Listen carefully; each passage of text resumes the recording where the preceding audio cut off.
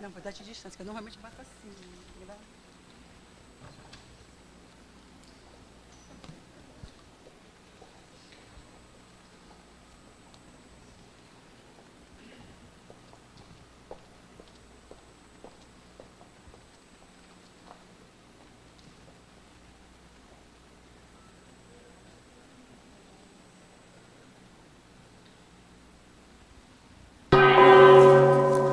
Tertúlia.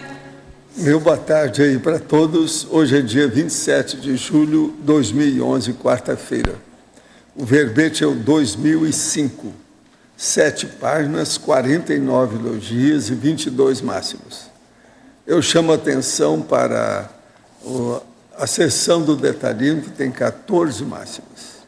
Agora, o tema é retribuiciologia.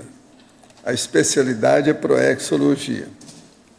Quem redigiu esse big verbete é o nosso professor Olegário, que está ali na cadeira ou poltrona dos réus, e muito bem assessorado, de modo que ele está preparado para o que deve é. Definição.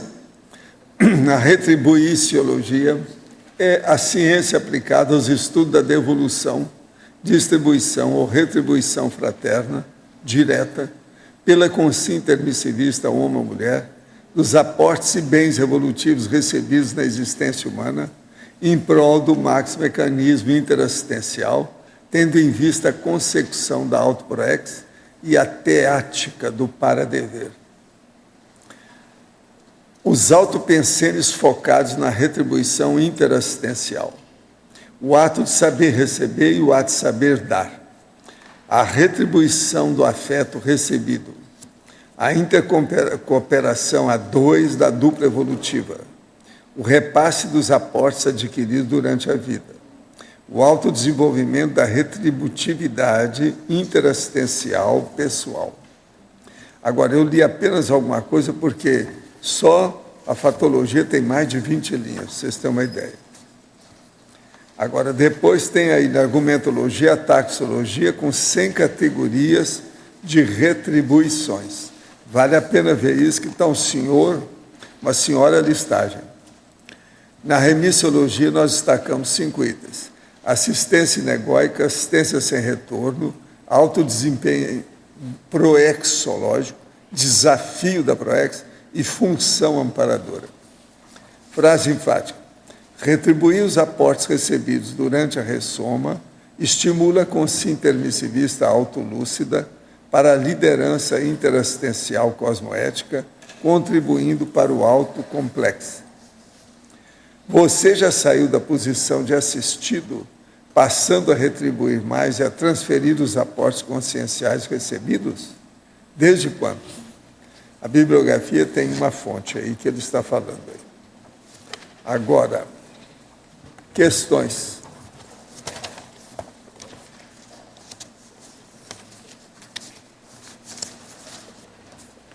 O senhor poderia dizer qual a relação entre o tipo sanguíneo e as bioenergias, ou entre o tipo sanguíneo e a superdotação consciencial? Estou chegando à conclusão de que possuo macrosoma e superdotação energética. Meu tipo sanguíneo é B. O problema todo que a gente desconfia e vê, que muita gente chama atenção, que tem o tipo sanguíneo universal, que é o de maior dotação energética. Então, a relação do tipo sanguíneo de doação universal com as bioenergias é um fato. O mais, nós não temos nada. Agora, para examinar macrosoma, seria bom você ver com a professora aí, que está aí, ó, que é especialista, oportunamente você conversar com ela e ver o que ela está escrevendo. Tem muito material sobre macrosomatologia. É a professora Sônia Cerato que está ali. Agora, aqui tem outro do nosso amigo, que eu não sei como é que ele conseguiu escrever isso aqui. Estou me sentindo mal, com dor de cabeça, sem controle do meu sono, desnorteado, perturbado internamente. Não vejo mais sentido na minha vida. Quero chorar, estou com raiva, muita raiva. Não saio de casa, não troco de roupa, há dias. Não pentei cabelo, não tenho vontade nem de escovar dente e parei de ler meus livros. Por favor, me ajude. Fale-me se devo ou não largar a conscienciologia. Me fala se a conscienciologia é verdadeira. Eu não consigo provar isso por mim mesmo. Desculpa. O seu problema é o seguinte, é um caso psiquiátrico. Você deve se internar o mais depressa possível. Porque isso aí é mais do que assédio. Agora, não sei como é que ele conseguiu escrever. Foi você mesmo que escreveu? Só já é um prodígio ele conseguir escrever. Você não está fazendo nada. Como é que ele conseguiu escrever certinho? Então, isso mostra que você tem que levar a coisa mais a sério. Se você não tem psiquiatra, você deve arranjar nesse instante, o mais depressa possível. Vai atrás. E outra coisa, se você quiser te internar, te interna, para ver o que se passa. Por quê? Alteração mais do que essa aí está difícil. Agora, de qualquer maneira, tem um erro nisso aí, porque você conseguiu escrever isso aqui. Só faltou um H com acento agudo aí no que você falou. O mais está tudo certinho, você escreveu direito. De modo que tem alguma coisa errada com você, sob vários aspectos. Analisando aqui a sua... Isso aqui é que a gente chama escrito, manuscrito dele, a gente vê. Psiquiatra, meu companheiro. Agora, ó, se tivesse aqui, nós íamos falar para você ir para a consciência-terapia, mas é que a consciência-terapia não tem internação. O psiquiatra é bom porque ele pode te internar uma temporada. Você vai melhorar. Não brinque com isso, hein? A vida não é de brincadeira. Você está brincando com essas coisas.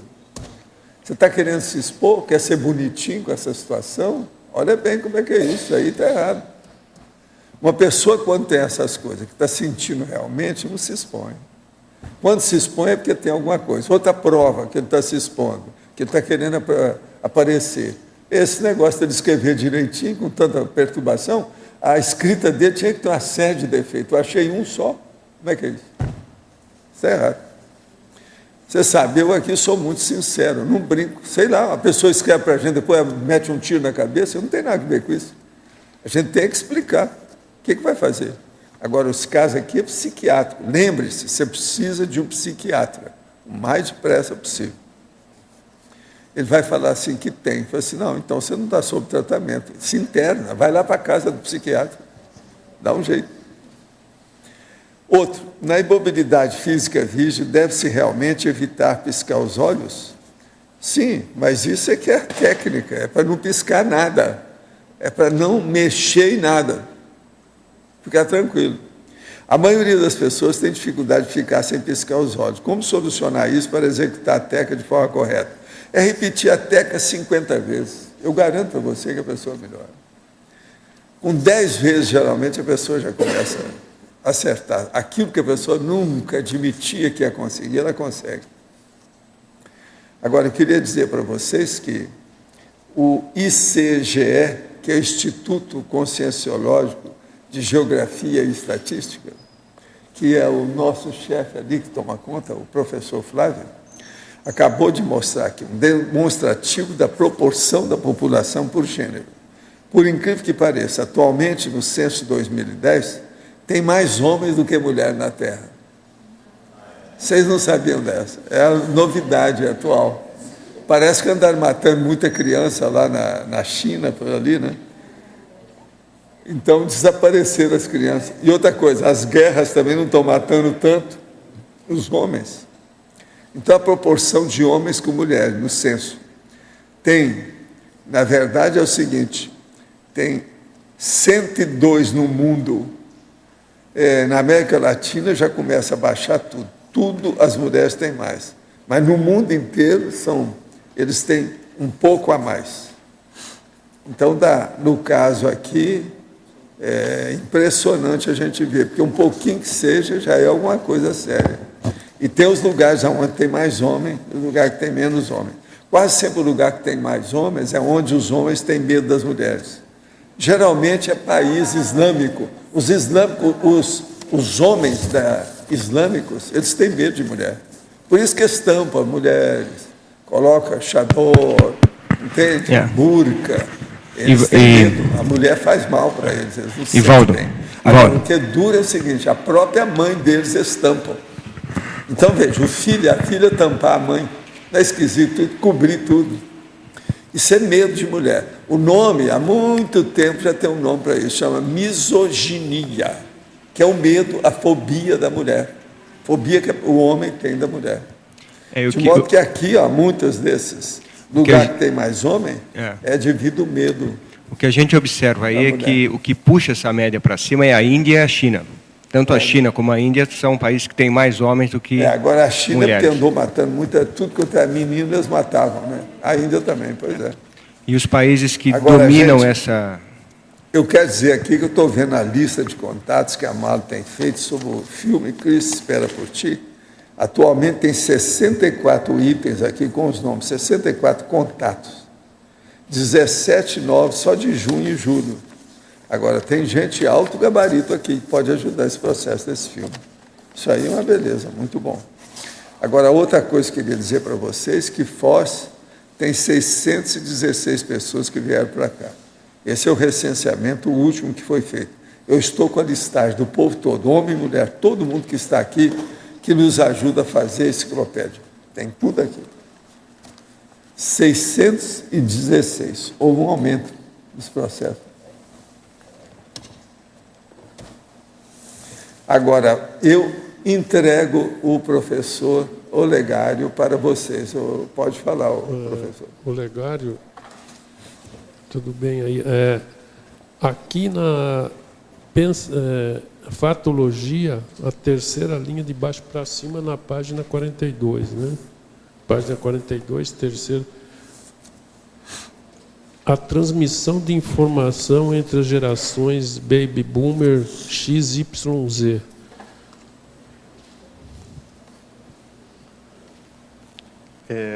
Esse caso aí, Arlindo, a geração Baby Boomer são as pessoas que nasceram aí entre 1948 e 1963, o pessoal pós-guerra, né? E a geração X é o pessoal que nasceu entre 1964 e 77, a Y foi que nasceu entre 78 e 94 e a Z a partir de 94. Então, as gerações, cada uma tem as suas características, né? E aqui, esse fato aqui que eu venho trazer é justamente cada geração transmitir para a outra, ou retribuir para as outras gerações que estão chegando, né? Todos aqueles aportes que eles já conseguiram estar conquistando, né? Porque muitas vezes o que acontece? A gente vê aí a geração Z, que é essa turma que está mais nova aí, cheia de ansiedade, muito isolados, às vezes no computador, não interage muito com a família. Então, tem algumas demandas, algumas dificuldades que tem que aprender com o pessoal mais velho. Então, escutar as gerações mais velhas para ver o que é que aprendeu. Por exemplo, no meu trabalho, a gente tem bastante geração... Eu sou da geração X, né? E a gente atende muita gente da geração Y. E essa garotada da geração Y também, ela é bastante ansiosa, assim. Só que a partir do momento que a pessoa começa a amadurecer, com o tempo, quando ele vai formar uma família, ele começa a acordar mais para a vida.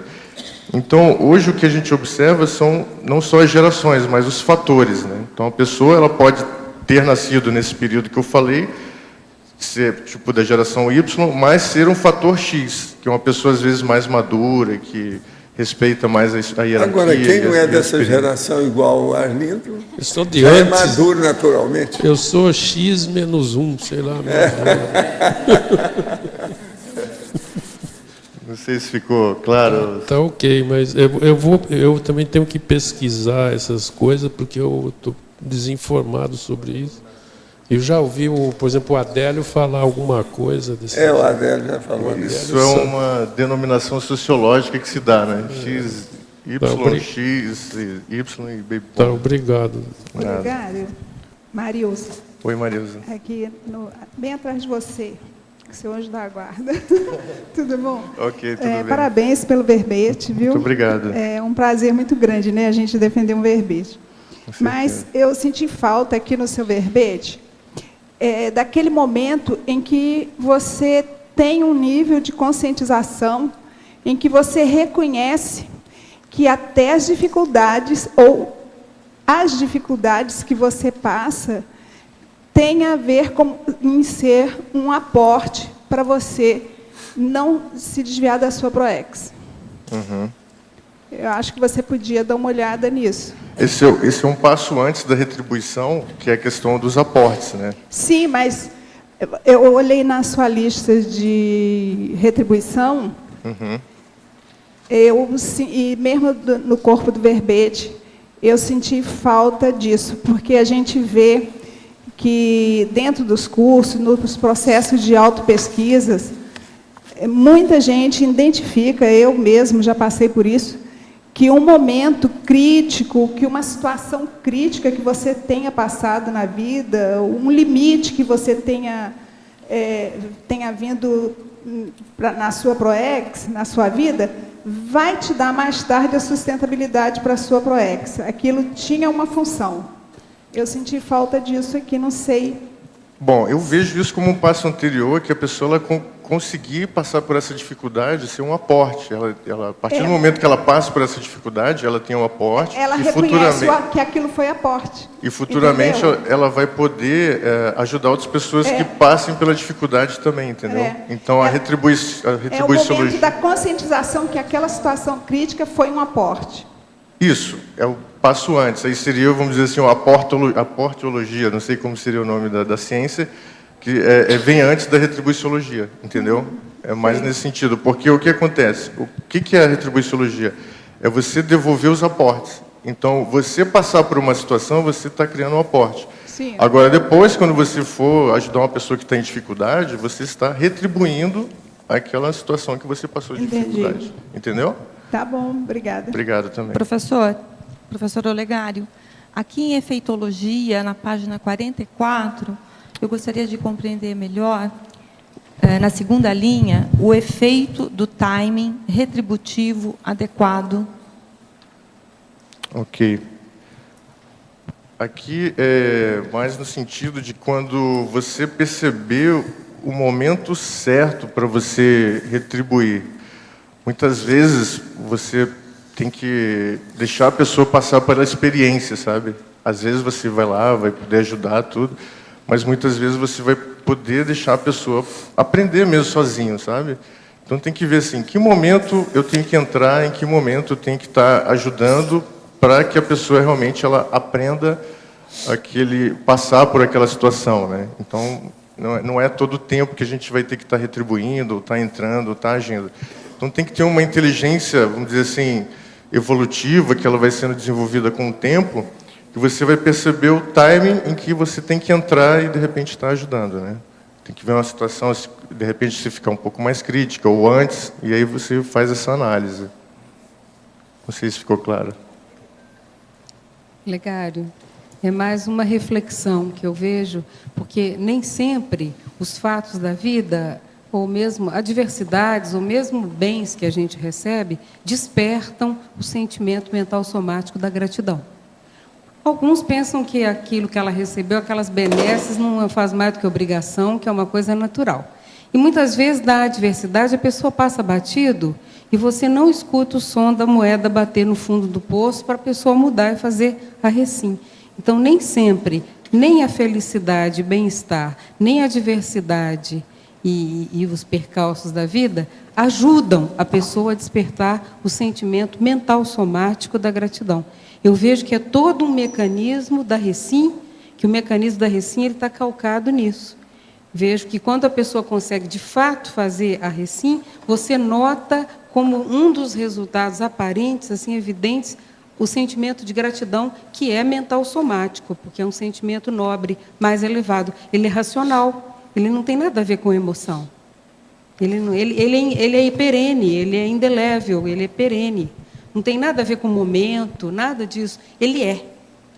Então, eu vejo que um dos resultados que a gente pode aferir, pelo menos no meu caso, que eu faço comigo, de aferição, de profundidade de recim, é quanto de gratidão brotou daquele mecanismo.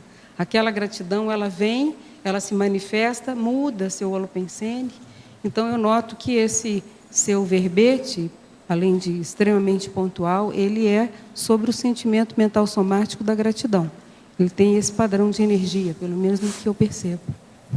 Mala, inclusive, eu acho que a base toda da retribuição é a gratidão, né? Então, para a pessoa ela começar a retribuir, fica melhor quando ela entende esse sentimento, sabe? Que nem sempre acontece. Então, por exemplo, como é que eu vim sentir isso? Como é que eu vim sentir essa vontade de retribuir, como é que eu vim sentir? Foi a partir da gratidão mesmo. Então, no exemplo aqui, né? Por exemplo, eu sou grato aqui à Conscienciologia, ao professor Valdo, pela retribuição que ele traz, né? De transmitir conhecimento, né? Outros professores da Conscienciologia que me ajudaram a formar. Então, eu sou grato a tudo isso e o mínimo que eu entendo que eu posso fazer é retribuir. Então, o meu movimento de ida para Curitiba fui por razões de estudo, né?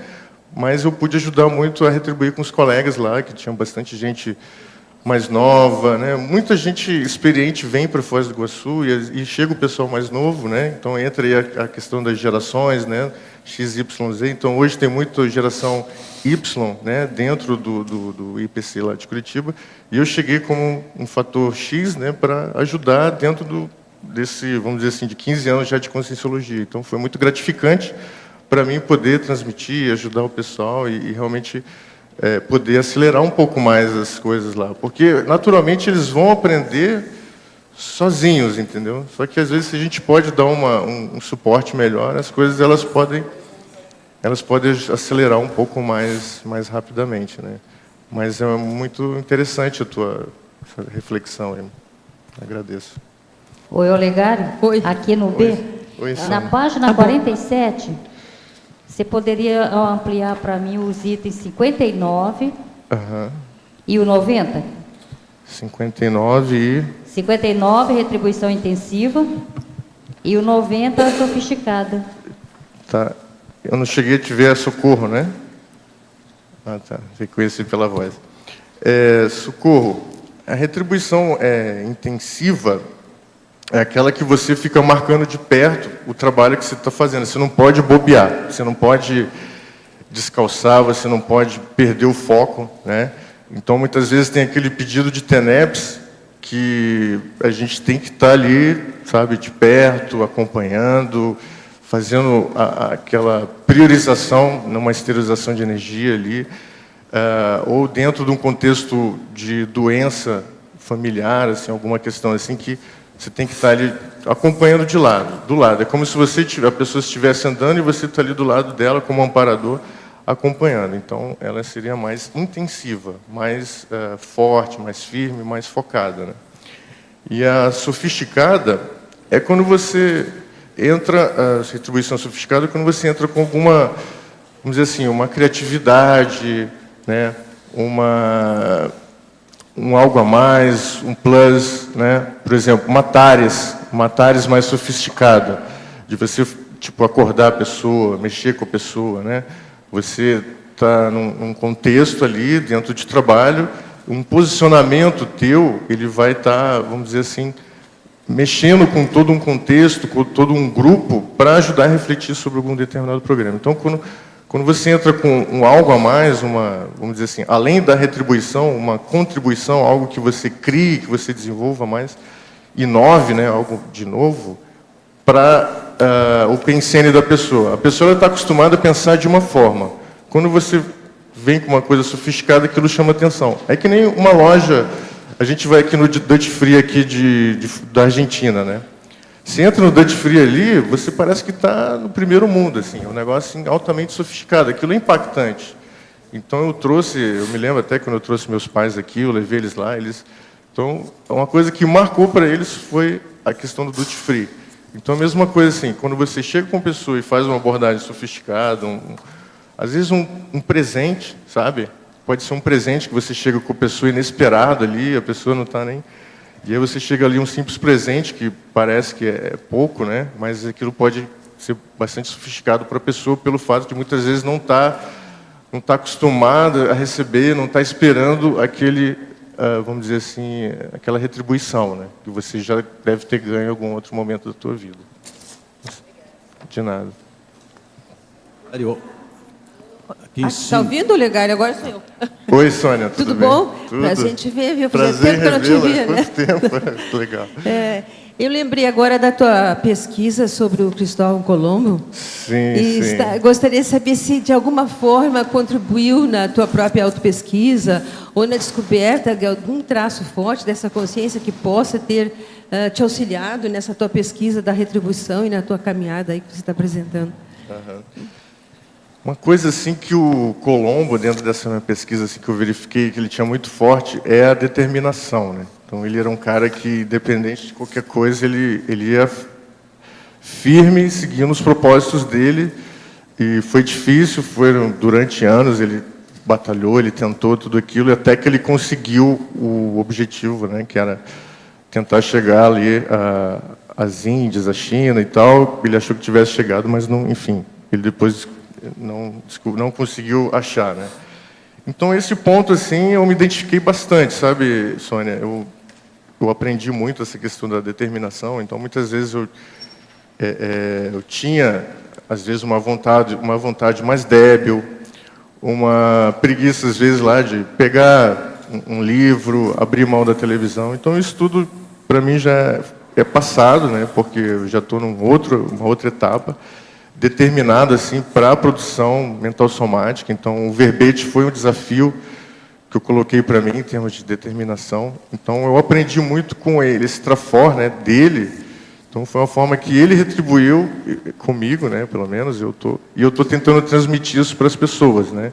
Então eu trabalho isso dentro de casa, eu trabalho isso no meu trabalho, sabe, de estar determinado, de colocar uma coisa e fazer o começo, meio e fim, né? Ir até o final, go the distance, né? O pessoal conhece o filme Campo dos Sonhos, que é bem conhecido. Tem um trecho lá que ele comenta no filme, tipo, go the distance, vai até o fim, né? Se tiver que fazer qualquer coisa que tem que fazer, que aquilo é o prioritário, então vai até o fim. Então esse foi um caso dentro da pesquisa de Cristóbal, né? Para saber se ele tinha macrosoma ou não.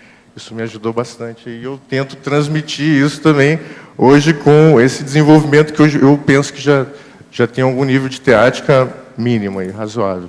Ok, sem dúvida, obrigada. Eu acho que uma das grandes vantagens dessa biografologia é exatamente isso, né? Nós podemos aproveitar com a experiência dessas consciências em termos de traços fortes ou até de traços fardos também, né? Para nós detectarmos em nós mesmos. Parabéns pelo trabalho. Legal, muito obrigado. Olegário. Olegário, aqui em cima no ar, Tânia Guimarães. Oi, Tânia. Tudo jóia. Página 43 é na fatologia, na terceira, quarta, quinta, sexta, no finalzinho da sexta linha, incentivo ao epicentrismo. Você pode dar umas dicas, como é que a gente pode fazer isso? Quer dizer, você está pensando em paradiplomacia ou o que mais? Ou não tem nada a ver com isso? Fala um pouquinho nisso. Isso aqui tem um pouco a ver, Tânia, com isso que eu falei da relação entre gerações, né? Então você vê, às vezes, uma geração, ela chegando aí na Conscienciologia com um curso intermissivo mais avançado, o povo doido para trabalhar, assim, bastante motivado, que já entende muita coisa. E uma coisa que eu gosto de fazer, e eu estou aprendendo a fazer, é incentivar o epicentrismo dos colegas. Assim. Então, como é que eu faço? Isso. Em vez de eu fazer algumas atividades, eu delego para a pessoa e faço o acompanhamento. Então, por exemplo, lá em Curitiba, né, o que aconteceu? Eu chamei lá colegas para trabalharem comigo, coisas que eu já sabia fazer dentro do tempo de Conscienciologia, só que eu não fazia, eu deixava a pessoa andar com as próprias pernas. Então, quando eu tinha um curso, por exemplo, todo curso que eu estava lá, eu não queria ser o professor 1, porque tem lá o professor 1 que é mais experiente. Não, eu ficava como P2, como professor 3, e deixava lá os colegas como professor 1, sabe, assumindo o epicentrismo, desenvolvendo e aprendendo. Então, o que acontece? Muitas vezes a pessoa ela fica reprimida, muitas vezes a pessoa ela se acha que não tem capacidade, muitas vezes a pessoa ela não recebe uma oportunidade. Então, existem casos assim de que um simples convite, eu aprendi isso até muito com a professora Malo, né? Tem uma gratidão que eu tenho com ela, assim, que ela sempre foi muito de me colocar ali para fazer as coisas que quando a gente trabalhou junto, então eu percebia ela, né? Então ela puxa muito a pessoa pelos trafores. Então ela vê lá, qual é o trafor daquela pessoa? Tá. Então hoje eu estou lá no Consciencientrologia, lá em Curitiba, no IPC de Curitiba. Então hoje a gente trabalha com voluntário ligado à questão do trafor da pessoa. A gente não pega assim, um voluntário para trabalhar na área porque está vazio, ou porque está faltando gente. Não, a gente pega a pessoa e coloca na área que ela tem lá afinidade, que tem relação com os trafores, e aquilo vai ajudar no desenvolvimento do epicentrismo dela. Então, hoje, o meu papel quando eu cheguei lá em Curitiba, era passar esse meu conhecimento de conscienciologia e ajudar na formação de epicentros. Hoje, eu vejo que isso já avançou bastante. O grupo está bastante maduro. Muita gente, então, eu fico grato, assim, olhando de um ano, né, que eu cheguei, e hoje eu vendo o pessoal que está trabalhando lá, eu fico muito grato de ver, assim, o quanto que as pessoas assumem, né? Então, eu não vou citar nomes aqui, mas você, às vezes, vê aquela pessoa lá mais cabisbaixa, ou mais tímida, ou mais quieta, ou mais, assim, nos bastidores, né? E hoje a pessoa está lá, puxando grupos, puxando reuniões, sabe? Incentivando novos voluntários, recebendo. Então, isso é muito bacana. Então, a dica que eu dou é, em vez, se você sabe fazer aquela coisa, fica de segundo plano e coloca a pessoa para fazer e você dá um feedback, faz um acompanhamento para que a pessoa vá aprendendo. Porque muito o desenvolvimento proexológico, o resgate de cons, é na prática mesmo. Então, conscienciologia é o quê? 99% de prática, 1% de teoria. Se a pessoa ela fica muito na teoria e você não permite com que ela aplique aquilo na prática, ela vai ter muita dificuldade de realmente fazer uma recuperação de cons mais profunda, de realmente ela entrar numa linha proexológica mais séria. Entendeu, Tânia? Tá ok, muito obrigada. E parabéns pelo verbete. Obrigado, Tânia. Recentemente, fomos surpreendidos com um caso de leucemia infantil do tipo LLA na família. A criança tem 2 anos e 7 meses e está respondendo bem nesse início de tratamento. Como posso assisti-la? O senhor já tratou pacientes nessa situação? O que o senhor acha da terapia de Gerson, desenvolvida pelo médico alemão Max Gerson? Olha, eu estou por fora do processo da terapia de Gerson. Eu ouvi falar, mas não posso dar palpite. Agora, na questão da criança, o ideal é fazer arco voltaico nela. O mais depressa possível. Isso vai ajudá-la. Melhora as energias gerais, há mais reação do organismo, combate a leucemia. Para você, em efeitologia, página 44, final da 2ª linha, o efeito halo da teática da retribuiciologia. Você poderia ampliar mais esse tema? Isso é a Ana Paula Lage, lá da Austrália. Ah, legal. Um grande abraço para ela e para o Jeffrey também. O efeito halo, Ana, é mais assim, quando você, a partir do movimento, tem a ver com o epicentrismo, né? A pessoa, a partir do momento que ela vai retribuindo, passando, transferindo os aportes, todo o conhecimento, aquilo vai gerando um efeito halo e todas as outras pessoas também, elas passam a agir também dessa forma, sabe? Porque é muito difícil as pessoas elas entenderem isso que o professor Amalo trouxe, a questão da gratidão, né? De ser grato pelo aquilo tudo que já conquistou. E aí, quando ela começa a aplicar isso na prática, as outras pessoas começam a ver, puxa, isso é legal, isso dá resultado, isso é uma porta, é um caminho para o que para mim ainda é uma teoria, que é a questão da maxifraternidade. Eu quero chegar lá, né? Estou caminhando para isso. Gosto de pessoas, gosto de fazer assistência, mas a gente está em constante desenvolvimento, né? Então, a partir do momento que a gente trabalha assistindo, atendendo, ajudando, repassando, ensinando e trabalhando nesse sentido, isso vai gerar um efeito de que as outras pessoas vão sentir vontade, motivação para também trabalhar dessa forma. Então, é o ponto de, vamos dizer assim, de distribuição ou de aumento dessa questão da retribuição. Porque eu vejo que a retribuição é o que vai ajudar a gente a fazer essa reurbanização no planeta. É o que vai ajudar a gente a... As pessoas... É porque é interessante, mas muita gente acha que não tem aporte para retribuir. É impressionante, às vezes você olha uma pessoa super competente, uma pessoa lá, às vezes, mais séria, tal. Aí você, como aconteceu já num curso livre, né, que eu tenho um curso livre, que é Proexis e atividade profissional, e aí quando eu falo lá de aporte, a pessoa vira para mim e pergunta assim, mas eu não tenho aporte. Às vezes você olha a pessoa assim, e você enxerga nela um monte de... Não falta nada, né? Oi? Tem até carro lá fora esperando por ela. Tem tudo, e a pessoa não quer se enxergar, entendeu? Então ela não se percebe o quanto que ela já podia estar ajudando. Por quê? Elas não têm essa cultura. Quando a gente fala na SOCIM, assim, de assistência, de retribuir, o pessoal acha que assistência é só medicina, o pessoal acha que assistência é só enfermagem, é só psicologia. Eles não sabem que muitas vezes um cara que é um grande empreendedor, ele pode retribuir esse aprendizado para formar outros grandes empreendedores. Uma pessoa que é um grande vendedor, ele pode retribuir isso para formar outros grandes vendedores. Uma pessoa que é um grande comunicólogo, ele pode retribuir isso para formar outros grandes comunicólogos. Então, esse movimento é que ainda as pessoas não percebem e aí não conseguem se enxergar, por causa dessa dinâmica mesmo da sociedade, né? Que não foca, não prioriza isso. Agora, aqui no seu verbete, que está muito bem feito, tem algumas coisas que seria bom a gente chamar a atenção. Você falou sobre a devolutivologia, devolução. Depois você falou doação de órgãos, programação existencial, cláusula pétrea, docência conscienciológica, aportes conscienciais, arco voltaico, projetabilidade lúcida, agenda extrafísica, resgate na baratosfera, curso intermissivo e central extrafísica de energia. Isso tudo para mostrar o processo da retribuição.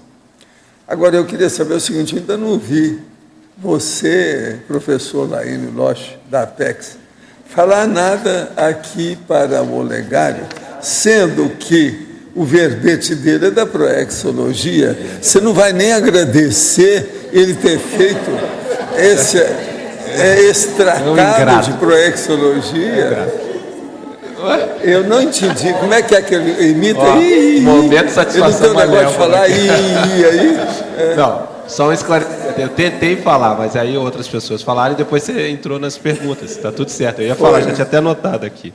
Outra coisa é o seguinte, antes da tertúlia eu falei, Olegário, você está esperando o quê para ir para a Apex? Desculpa aí o IPC, né?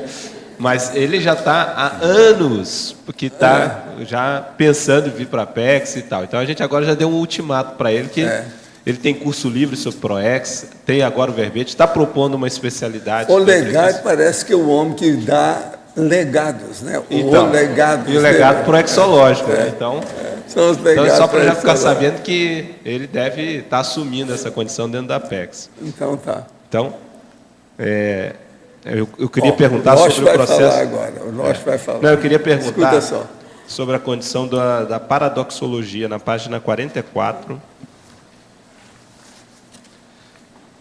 Se você pudesse explicar esse paradoxo. É o paradoxo da retribuição espontânea supercalculada. Eu acho que toda retribuição ela tem que ser espontânea para não ficar aquela coisa muito forçada, principalmente porque tem pessoas que não querem receber uma determinada assistência. Então, retribuir para aquelas pessoas que realmente estão precisando. A supercalculada entra mais naquela situação em que a gente percebe que precisa ter um detalhismo, um timing, está relacionado com o timing, né, de você entrar, a questão de um planejamento, então você planejar como é que você vai fazer, se você vai ter tempo para aquilo, se a pessoa ela tem realmente o potencial ou simplesmente você vai, vamos dizer assim, deixar a pessoa frustrada, avaliar também que recursos, né? Que recursos vão ser necessários para serem trabalhados naquela retribuição. Então, não é uma coisa por impulso, não é uma coisa assim de imediato, não. Às vezes a pessoa planeja, estuda, prepara, vê os recursos, tudo, para que efetivamente ela consiga ter um resultado favorável, né?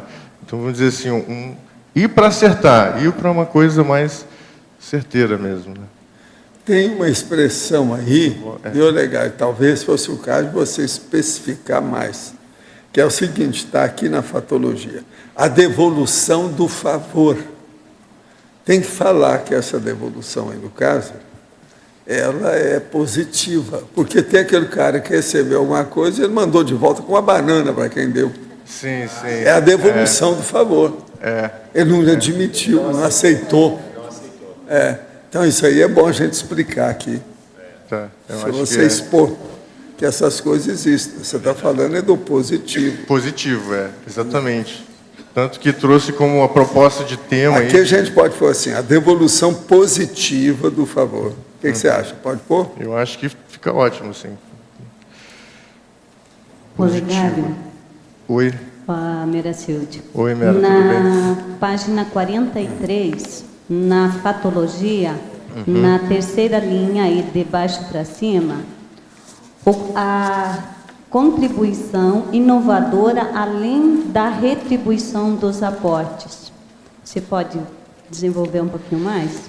Aí, Mera, tem a ver até com o que eu já falei antes, de você ir além da retribuição. Porque uma coisa assim, é você retribuir aquilo que você aprendeu, aqueles aportes que você conquistou. Agora, eu vejo a contribuição é de você ir além, o algo a mais, sabe? O inovador, aquela criatividade, algo que você nunca fez, você não aprendeu nunca ainda a fazer aquilo ali, mas você se põe à prova. Porque também ficar só devolvendo aquilo que a gente ganhou, ele pode ficar limitado. Então aí você pode ir além da retribuição que você criar, né? Inovar e se colocar à prova, que eu acho que a gente também vai crescendo com isso, sabe? Então, apesar de eu estar aí no IPC já há bastante tempo, já aprendi bastante coisa, sou muito grato aí aos professores aí que me formaram, tudo, mas eu sempre procuro me colocar à prova. Por exemplo, o verbete. O verbete foi uma coisa que eu quis me colocar à prova, né? Tipo, eu achava difícil, eu achava que eu não teria capacidade, né? Eu achava que era uma coisa que estava muito distante da minha realidade. Eu falei, não, eu vou... Aí entra o que a Sônia falou, né? A questão da pesquisa lá da biografia, a determinação. Eu vou pegar isso aqui até o fim. Aqui estaria também a questão das ideias inatas, que você pode também aplicar? Pode, porque o que acontece? Muitas vezes você vai aprender algo que parece que a gente não sabe, mas você pode ter trazido de outras vidas. Então, os aportes que eu falo aqui até no verbete, não é só os aportes dessa vida. Tem a ver com a nossa ficha evolutiva pessoal. Tem a ver com aquilo que a gente aprendeu no curso intermissivo. Sabe? Aquele aprendizado novo que você está só na teoria ali no curso intermissivo, você teve alguma prática, mas você veio para essa vida pela primeira vez para aplicar isso com os 4 veículos. Entendeu? Mas tem a ver sim também. Olegário, eu vejo uma relação muito grande do tema com a verponologia, porque pelo menos assim na minha experiência, a questão da retribuição e da contribuição inovadora, não basta simplesmente pagar o que deve. Isso aí é o básico, o basicão, todo mundo faz, o determinismo faz isso. Nem precisa do livre-arbítrio para isso, porque vai na marra.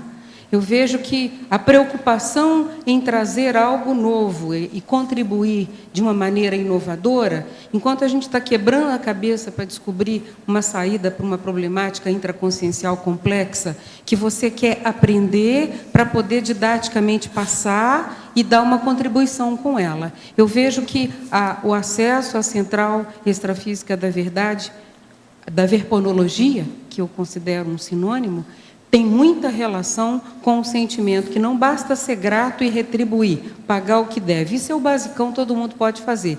É ir além. E essa questão do ir além entra na verponologia. Quando você precisa ir além, precisa da verponologia, porque é uma condição natural. Você cria um mecanismo de busca que ele vai inevitavelmente achar uma coisa que ainda não existia, senão já teria sido do seu conhecimento. Então, eu vejo que há muita preocupação em escrever coisas novas, dizer coisas novas, mas não há, às vezes, tanta em fazer essa trajetória da gratidão para a retribuição e para a inovação. Ir além, superar os próprios limites. Então, eu vejo que isso tem uma relação profunda com a questão do curso intermissivo e acho que essa reflexão ajuda o entendimento da criatividade. Com certeza, Mauro. Como você vê? E eu vejo assim, sabe? Se a gente, eu acho que a gente como grupo ainda estamos, vamos dizer assim, um percentual grande aprendendo a retribuição, porém já tem bastante gente entrando na contribuição em termos de inovação. E para que a conscienciologia ela cresça e se expanda, né? Eu vejo, né, vamos dizer assim, no futuro a conscienciologia ela ter o porte que a ciência convencional tem hoje, para que a gente chegue lá, vamos precisar de muita inovação, vamos precisar de muita criatividade, vamos precisar de, sabe, de gente contribuindo e trazendo essas informações dos cursos intensivos, materializando, né? Então, a contribuição inovadora, ela entra com essa materialização. Eu até comento aqui no verbete, né, as futuras instituições conscienciocêntricas, né, o melhoramento das instituições conscienciocêntricas em termos de gestão, em termos de pesquisa, sabe, a própria organização da Conscienciologia como um todo. Precisamos de pessoas que estejam, sabe, a fim de trabalhar, de trazer essa contribuição, essa inovação. E a gente vê que tem muito talento aí, sabe, Marlon? A gente percebe, assim, tipo, e muito talento desperdiçado, muito talento que poderia estar, sabe, contribuindo já, né? Aí, às vezes, ainda está na fase da retribuição, que eu vejo também como um básico. Eu vejo assim como uma base para a gente entrar num outro patamar mais avançado aí da mega fraternidade. Porque quando a gente começa a contribuir de forma inovadora, a gente entra mais na policarmalidade.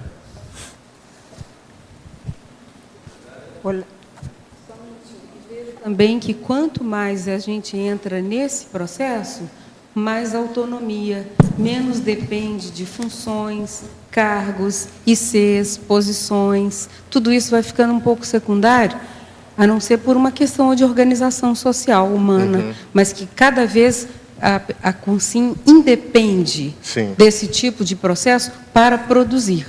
Exatamente. Essa produtividade em alta escala, ela não depende muito dessas fronteiras. Não. Então, ninguém pode reclamar. Se a questão dos aportes que a pessoa já recebeu da holobiografia estão realmente sendo postos em prática, tem espaço, é um mercado em franco crescimento, em expansão e com uma demanda imensa. Porque ainda estamos muito formatados e presos a coisas pequenininhas que não permitem justamente o acesso à Verpom. A Verpom da gratidão, por exemplo. Sim. E aí, Mal, eu concordo com você, eu acho que depende de cada um de nós, né? Cada um pegar seu curso intermissivo, dar uma revisada naquilo que aprendeu e realmente assumir. Se todo mundo assumir e fizer a sua parte, eu acho que a gente vai realmente dar uma guinada. Muita gente, a gente vê muita liderança dentro da Conscienciologia, sabe? Os EPICONs, esse trabalho todo, o professor Valdo aí, fora de série. Mas precisamos de mais gente assumindo realmente a sua postura individual, sabe? O professor Valdo fala muito da questão da itinerância. Eu acho que precisamos realmente muito disso. Então, sempre itinerei bastante, né? Agora que eu estou mais parado, que eu estou, né, lá em Curitiba agora, trabalhando no IPC local lá, mas a itinerância, ela é fundamental para ampliar, para a gente enxergar assim, o universo que a gente tem fora para ainda ser trabalhado e desenvolvido, né? Hoje, do tamanho que nós somos, nós somos pequenos ainda em relação ao trabalho que dá para a gente expandir, né? Uma visão assim, traforista, não é trafarista não, porque tem um potencial muito grande, realista, né? É de ter um potencial muito grande para nós estarmos trabalhando. Então, isso tem a ver com o efeito halo, né, que eu falo aqui, de a gente criar lideranças, de a gente criar epicentros, sabe? Criar no sentido de multiplicar, né, de incentivar, de permitir com que as pessoas elas encontrem os seus espaços, as suas áreas, as suas especialidades nos quais elas vieram estar trabalhando aqui. Olegário, Oi, aqui número 13, retribuição cientificista. Eu recomendo trocar isso, porque cientificista, ela provém aí do enaltecimento da ciência, pelo positivismo, né, do cientificismo, e eu recomendo botar aí científica. Não sei se você concordar. Né? Eu não conheço bem essa teoria que você falou, mas eu acredito em você. O cientificista é aquele que é do cientificismo, né? Qualidade científica. Ele provém do positivismo. Seria bom mudar. Posso mudar aqui? Pode mudar sim, professor, por favor. Obrigado, Arlindo. Opa, tudo bem?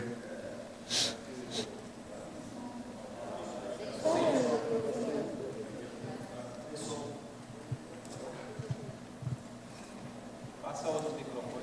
Obrigado.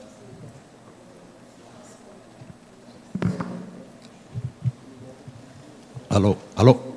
Certo. Tudo bem? Visto que o Arlindo se antecipou na questão das gerações, mas eu tenho uma questão léxica aqui, a questão que até na hora da revisão me chamou muita atenção.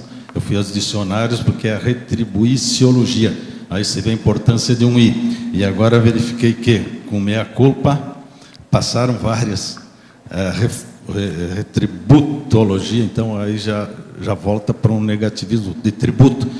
Então, verifiquei que na fatologia, não sei se já foi visto isso. Não, eu já vi aí, já tinha tirado alguns Tem passaram, vários. eu já marquei mais, todos eles Isso, eu vou tirar. tem um I no Não tem retribuir. esse Tem é na, intrusivo. Na sinergismologia, tem na efeitologia, na sinapsologia. Uhum. Nós já anotamos todos então eles. está certo. Muito obrigado. Olegário, Oi. aqui, Maria Cristina. Tudo bem? Tudo bem, você. Eu gostaria de perguntar a neossinapsologia, o último item, se você poderia acrescentar as neossinapses. Página 44, né? Sim, página 44. As neossinapses e respectivos cons recuperados por meio das práticas parapsíquicas interassistenciais retributivas. Acho que o grande diferencial nosso hoje com a conscienciologia é essa questão do despertar para o desenvolvimento parapsíquico.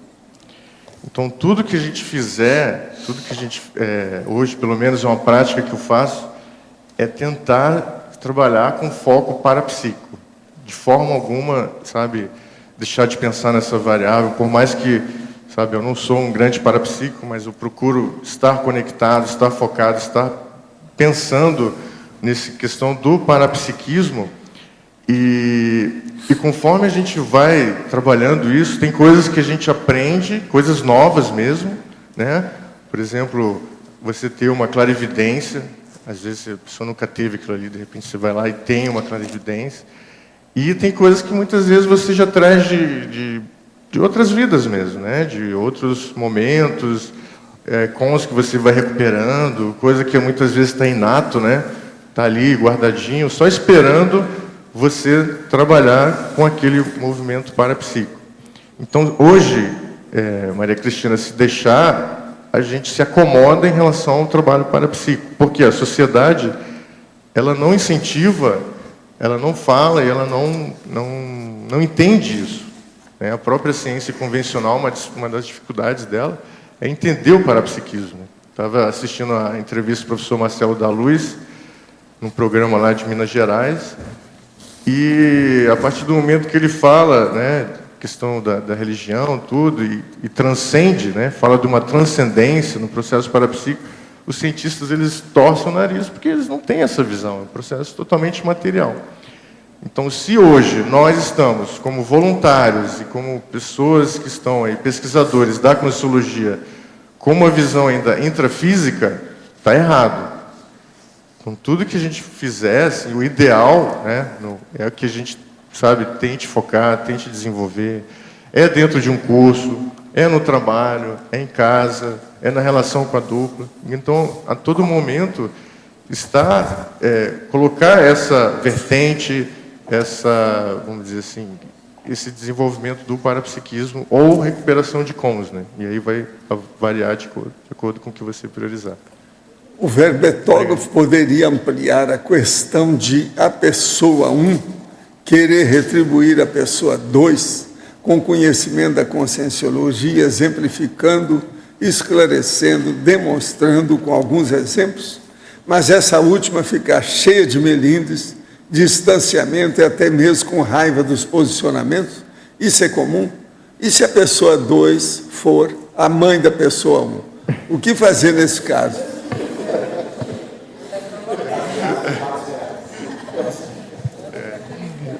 Qualquer... Manda para o holoteca. qualquer proximidade com a realidade é mera coincidência, né? Então, nesse caso aí, eu acho que tomar cuidado para não querer forçar a barra, porque aquilo que eu comentei aqui em algum momento, retribuir aquela pessoa que ela quer. Não dá para a gente... Porque a retribuição, ela é uma assistência. Então, se a pessoa não está aberta àquela retribuição, não adianta a gente forçar uma barra, a gente pode estar realmente querendo montar aí um estupro evolutivo, né? Alguma coisa que efetivamente não é o time, não é o momento da pessoa. A minha mãe, ela até brinca comigo, assim, ela fala, ô meu filho, como é que está lá a sua religião? Eu falei, tá tudo bem, mãe, entendeu? É a forma como ela entende, e eu procuro também respeitar o ponto de vista dela, e não vou, de forma alguma, sabe, até pelo fato de ser minha mãe, eu não vou ficar arrumando encrenca ou confusão por causa disso, né? Às vezes, quando eu vou para a casa dela lá, né, que ela mora em Manaus, aí ela fala, ela sabe que eu faço TENEPS, mas não sabe o que é direito, né? Ela fala, meu filho, já botei lá o colchão para você fazer seu exercício.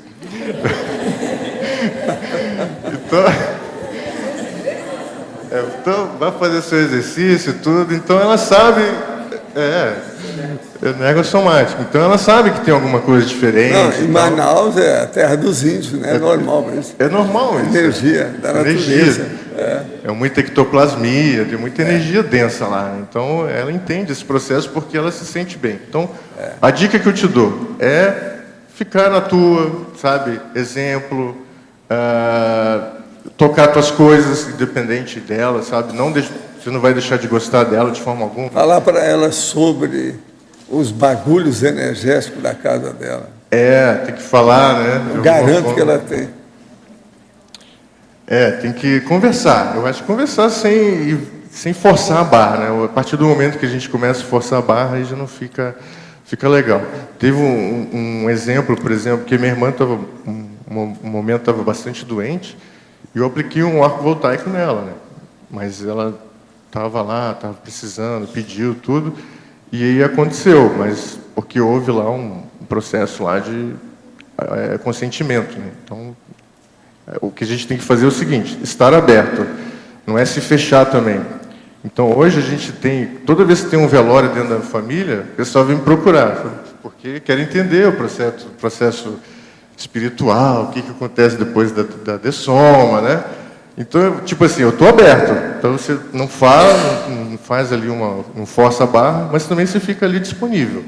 E aí, naquele momento lá de necessidade, demanda familiar, eles vêm te procurar isso naturalmente, né?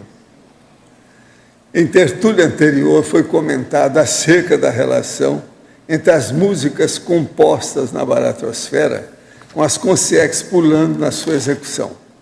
O senhor poderia nos explicar com mais detalhe esse processo? Não, o caso é o seguinte. Eu já vi isso mais de uma vez fora do corpo. Na década de 70, eu tive muita experiência nesse sentido. Os mega assediadores pegam o satélite de assediadores que tem capacidade de exteriorizar mais energia. E, geralmente, são as consciências mais perturbadas. Então, eles juntam todas elas e entra-se num bloco como se fosse uma orgia energética negativa. E eles colocam música. Tem música do Sansão que é perfeita para manter esse ritmo. Por quê?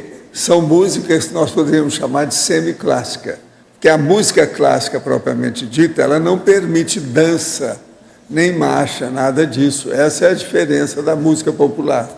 Mas na música do Sansão, ela permite isso aí.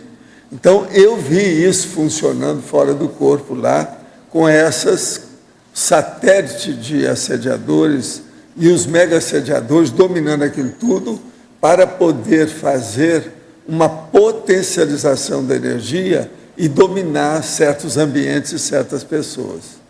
Agora, depois, eu não sabia que a música tinha aqui. Quando eu vi, era a música do Sansão. Quer dizer, eu fiquei bestificado na hora. E o Chico Xavier também, que estava lá ouvindo comigo. Outra aqui. Durante um laboratório de técnicas energéticas, no exercício da psicometria, acabei interagindo bastante com as energias do livro Sexo e Destino, página 11 a 216. Tenho esse livro comigo, bem como o CD que narra todo o conteúdo. Gostaria de saber se há algum livro da Conscienciologia que reporta o assunto de maneira mais elaborada, didática, focada, racional, em virtude de não me agradar mais na leitura de livros religiosos espíritas e achar que estaria desperdiçando o tempo lendo tal obra. Identifiquei que o assunto tem muito a ver comigo. Pode indicar o estudo de algum livro em particular ou verbete sobre o assunto? Não, seria bom você ler um livro que eu escrevi que chama Projeções da Consciência. É um livrinho, às vezes vai te dar alguma ideia. Ao verbetógrafo, falando em retribuição, como você vê certas ou nossas possíveis retribuições a SOCIM para as consciências que não fazem parte da Conscienciologia? É de Curitiba essa pessoa.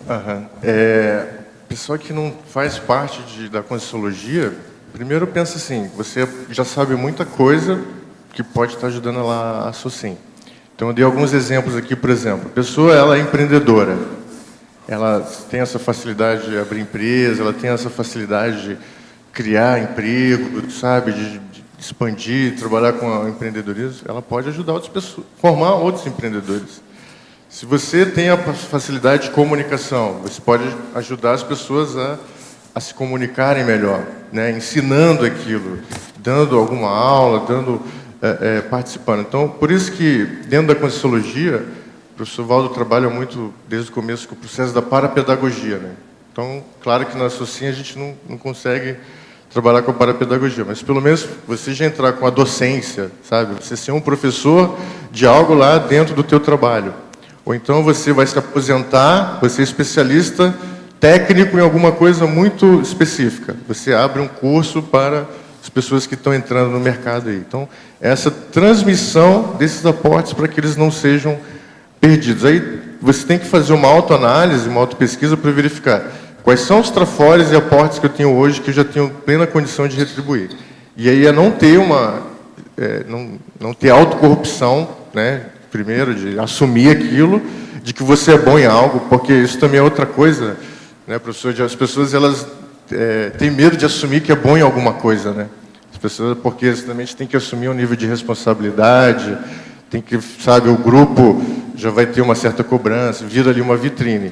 Então é assim, primeiro passo, assumir que você é bom em algo. Segundo, entrar com o processo de docência, ou estar ensinando. Eu, desde a escola, eu tinha uma coisa assim comigo, que eu gostava de ensinar os colegas de classe, lá no segundo grau, mais no segundo grau, assim. Então, tinha os colegas ali que eu nunca fui assim, inteligente, mas sempre fui bastante esforçado, gostava de estudar. E aquilo que eu aprendia, eu chamava os colegas, às vezes até que os colegas mais bagunceiros, mas que eu gostava, a gente tinha uma amizade, né? E eu ensinava lá a matemática, que eu gostava muito, né? Tá aí a Rosa Nader aí, né, Rosa? Então, eu ia lá, ensinava matemática, tudo. Aquilo que eu sabia. E muitas vezes eu não gostava muito de biologia, aqueles outros colegas que já tinham alguma informação me passavam também. Então havia até uma troca, né, de conhecimentos. Então a base é essa, assumir que você sabe algo e está devolvendo isso de alguma forma.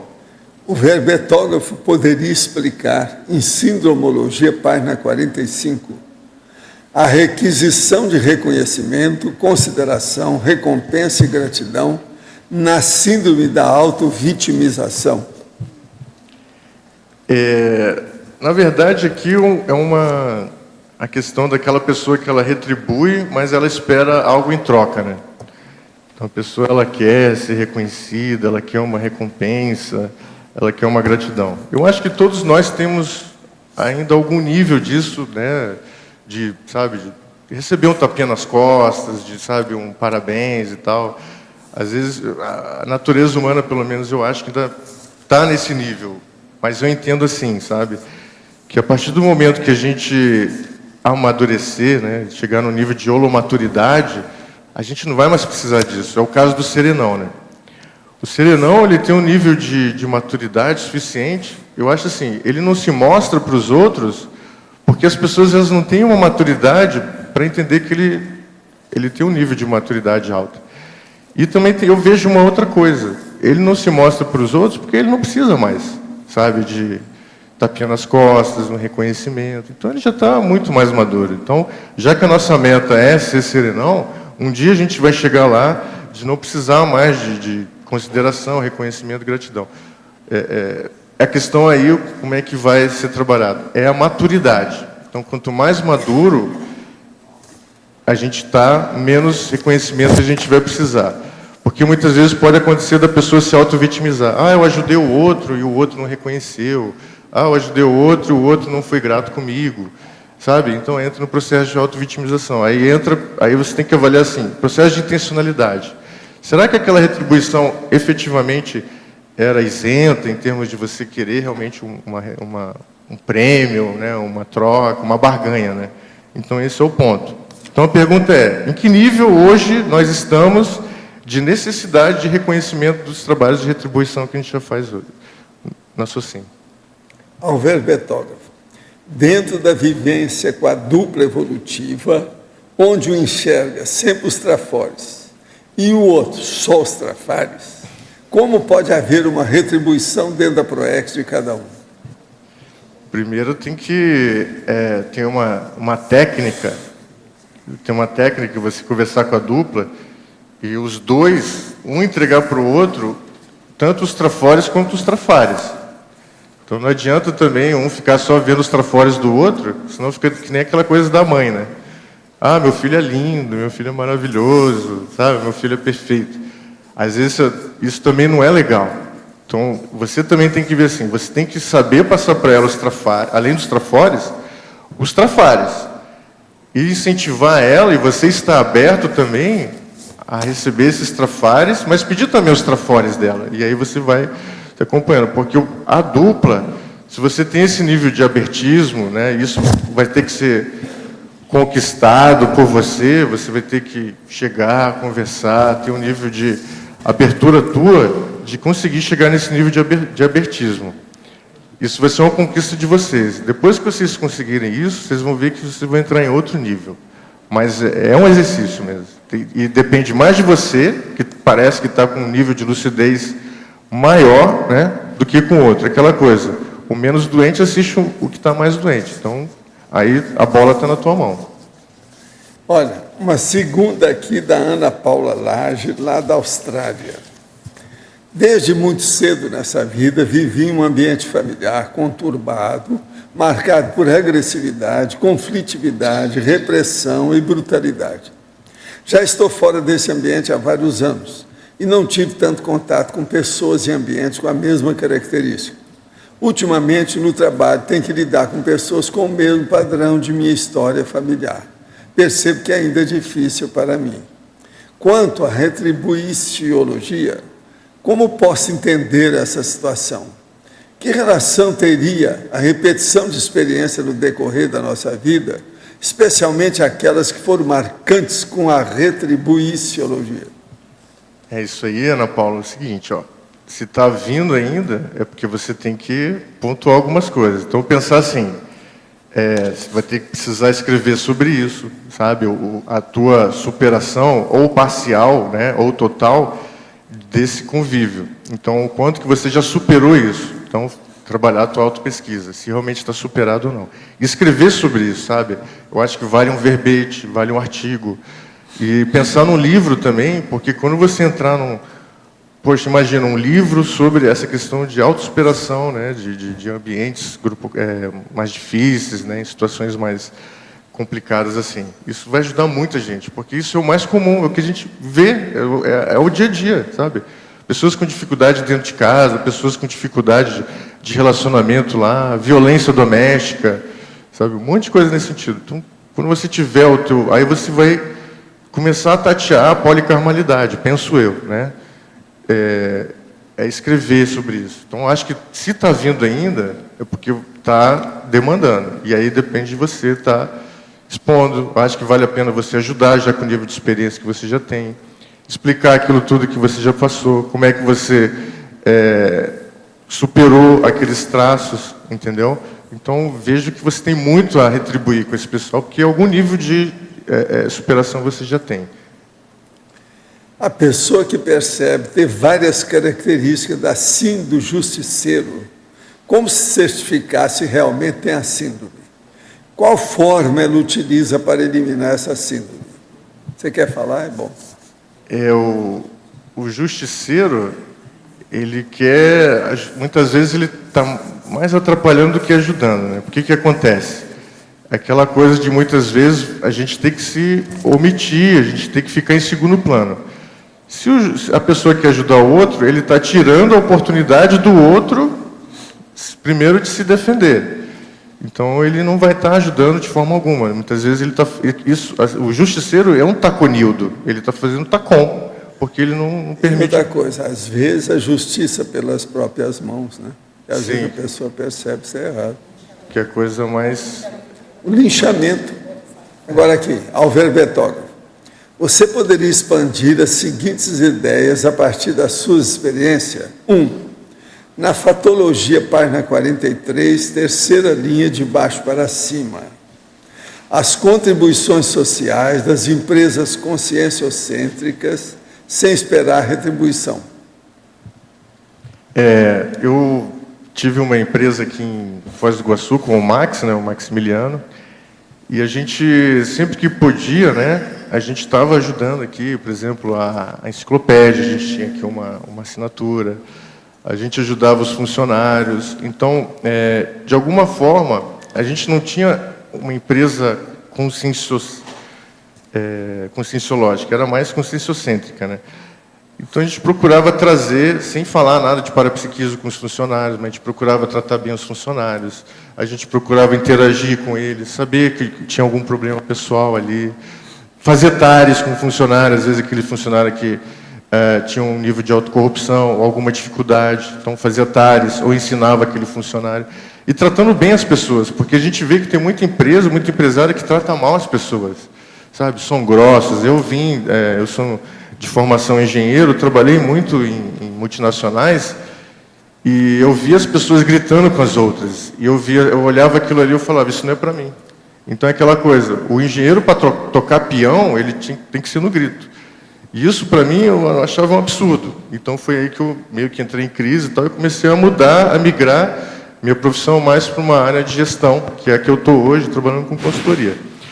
Então, avaliar assim, respeito ao funcionário, o que você pode já estar ajudando, se você tem um dividendo já razoável, o que você já pode estar doando para alguma instituição, não precisa ser na Conscienciologia, pode ser uma instituição aí sem fins de lucro, que você acha que tem um rapport, por exemplo, a Ana Paula falou lá do ambiente familiar, lá. Às vezes tem uma instituição que trabalha só para acolher esse pessoal aí, então você pode ajudar lá aquela instituição, doando sem querer nada em troca, né? Anonimamente. Já é um exercício, o início do exercício ir para o serenismo. Agora, o outro.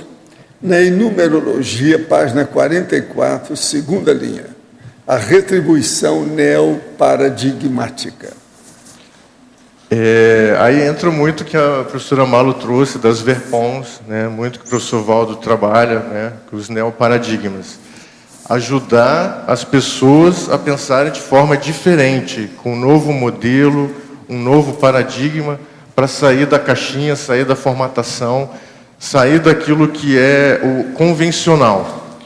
Então, você trabalhar de forma a impactar a forma das pessoas pensarem. Isso, o que eu vejo como responsabilidade maior, pelo menos minha, é dentro do processo de parapsiquismo. Claro que, se isso for possível, e você tiver abertura para isso, sabe? Mas ajudar com a pessoa a sair da caixinha, sair do mundinho. Muitas vezes o rapaz que escreveu aqui, o professor Valdo, o cara centrou nele mesmo, né? Está no nível de egocentrismo muito forte ali, e não vê que tem outras coisas fora, não consegue expandir o paradigma, a forma dele pensar, né? Pode ser questão psiquiátrica também, mas o que mais a gente vê é a pessoa se vitimizando, reclamando.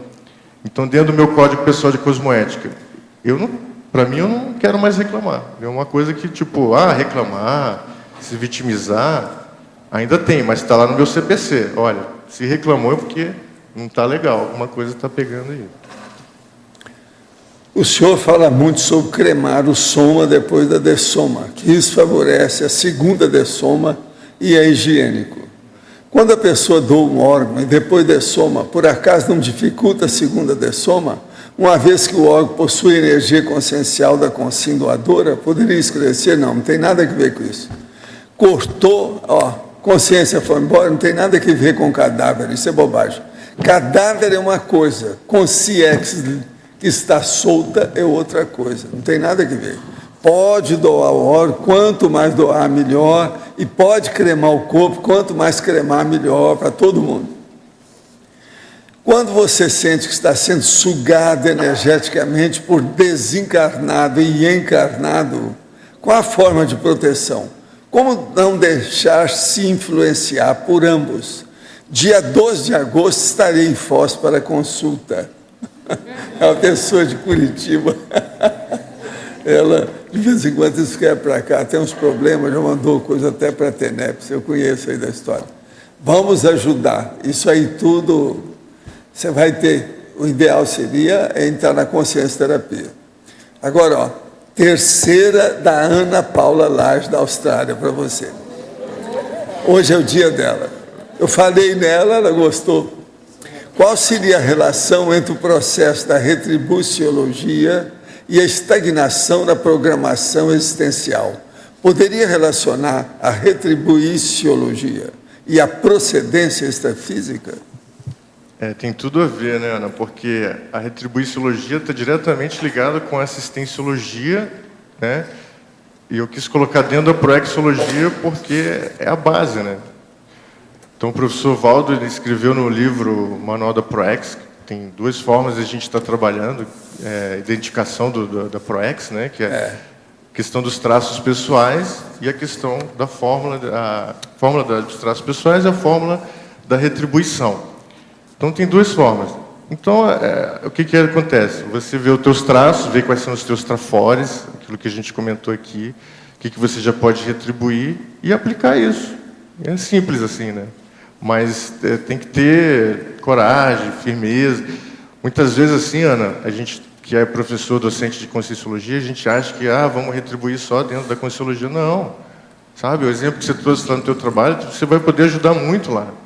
Sem precisar falar de Conscienciologia nem nada, que é um estofo que você já ganhou, um aporte que você já conquistou nessa vida. Então é por aí, sabe? É extrapolar isso, a gente estender para o nosso dia a dia, o cotidiano. Eu acho que a Conscienciologia é prática, não dá para a gente ficar só, sabe, na teoria, sabe, nos neologismos, sentados, assim, sem fazer nada. Eu acho que tem que ter uma prática e aplicar isso no dia a dia. Ver como é que é, né? Ver se deu resultado, se não deu. E aí a gente vai poder estar ajudando a sociedade. Eu queria chamar a atenção uma coisa interessante aqui no seu verbete. Na taxologia tem 100 categorias de retribuições. Eu separei 10 que têm relação, mais ou menos, com o processo extrafísico, parapsíquico, multidimensional. Veja só. 02, retribuição amparadora. 07, retribuição assistida. 19, retribuição consciencioterápica. 31, retribuição desassediadora. 41, retribuição extrafísica. 66, retribuição multiexistencial. 69, retribuição parapedagógica. 70, retribuição parapsíquica. 74, retribuição pela TENEPS. 82, retribuição projetiva. Vocês estão vendo que são tudo temas que mexem com o processo da extrafisicologia.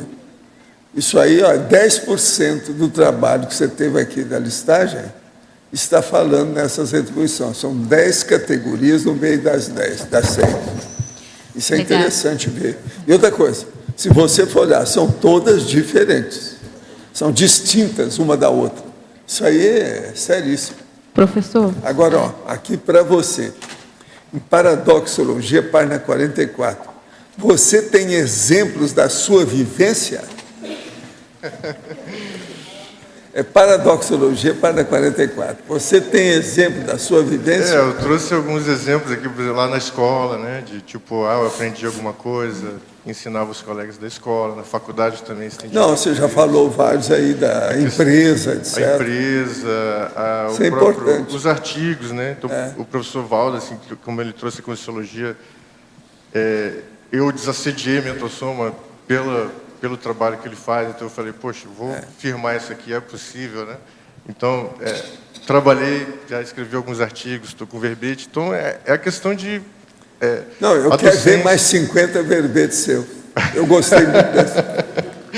A amostra grátis reduzida está ótima. A técnica... Eu quero ver o resto. 50 vezes mais. Mais vezes, Legal. Malu, você queria falar? Faz favor.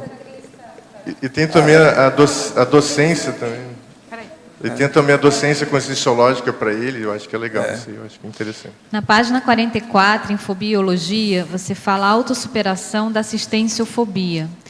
Você pode nos dizer algumas técnicas ou práticas que auxiliam nessa autossuperação da assistenciofobia? Começar com práticas pequenas, né? Retribuições pequenas assim, e depois, e com o tempo, ir ampliando, expandindo essas retribuições. Então, primeira coisa, prática, né? Ser mais prático, querer retribuir. E tem um passo antes aí, Cris, que eu comentei também, primeiro, assumir o trafor, sabe? Assumir lá a especialidade, assumir a sua questão e ser prático.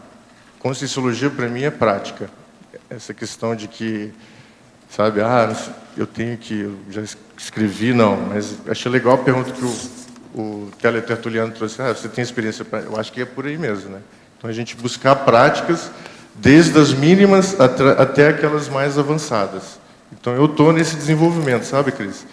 De poder... Curitiba, para mim, foi muito legal nesse sentido, porque primeiro eu percebi que eu poderia estar ajudando mais. Aqui eu não tinha percebido tanto isso, porque a gente tem um monte de talentos aqui, né? E às vezes a gente não tem aquelas oportunidades. Então lá eu vi que eu me enxerguei mais, não foi possível me enxergar. Por isso que o professor Valdo fala da itinerância, é fundamental. Quanto mais itinerar, melhor, porque a gente vê que tem um monte de gente intermissivista chegando, precisando da gente, da nossa informação, e aí a pessoa pode ajudar. Eu até, professor Valdo, eu criei uma proposta, eu escrevi um artigo para o Congresso de Empreendedorismo Evolutivo em Manaus, de criar uma proposta, eu dei um nome, não sei se é o ideal, então eu queria uma sugestão sua. É o voluntário de intercâmbio. O que é o voluntário de intercâmbio? Ele não vai para ficar um dia, 2, no final de semana. Ele vai para ficar um mês, um ano. Ele vai para ficar 2 anos dentro daquele local lá. É um infiltrado. É um infiltrado.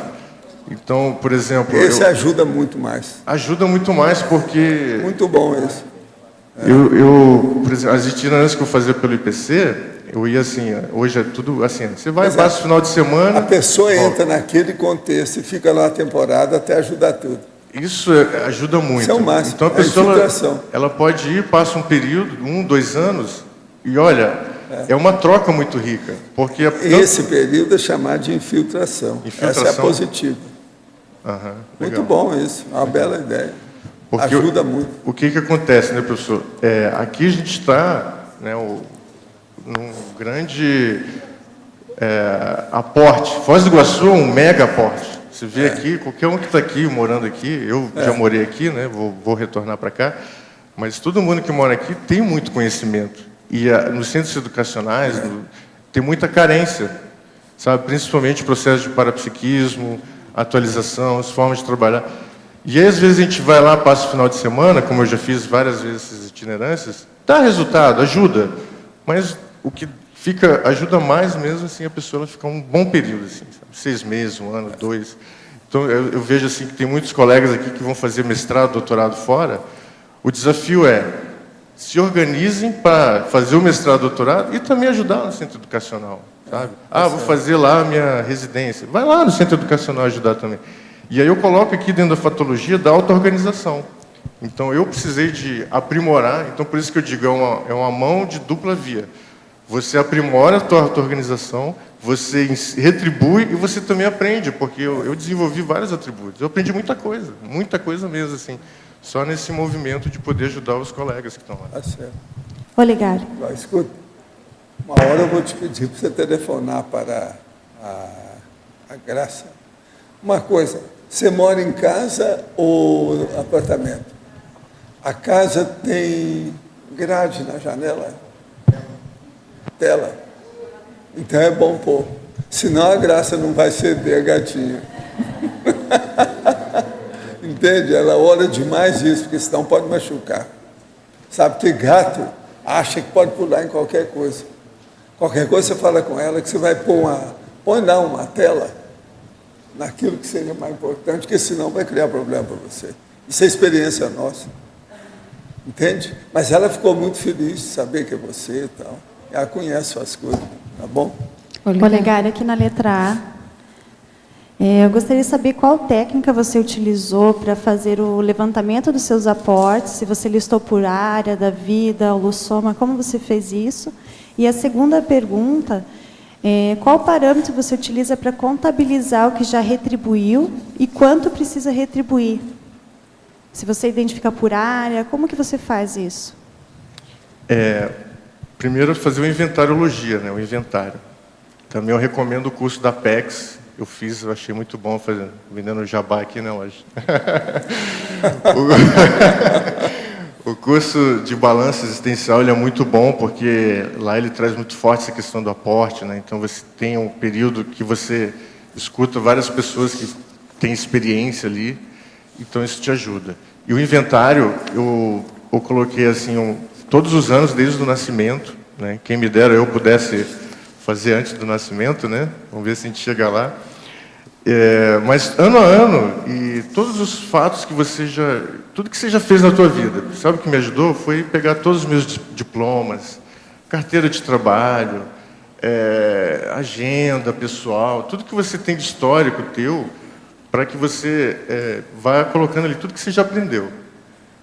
E aí, nesse momento, você tem uma boa visão daquilo que você já tem. Agora, vai ter aquilo que você fez um curso, mas tem aquilo que você aprendeu na prática, né, que você adquiriu a habilidade de executar aquela tarefa ali.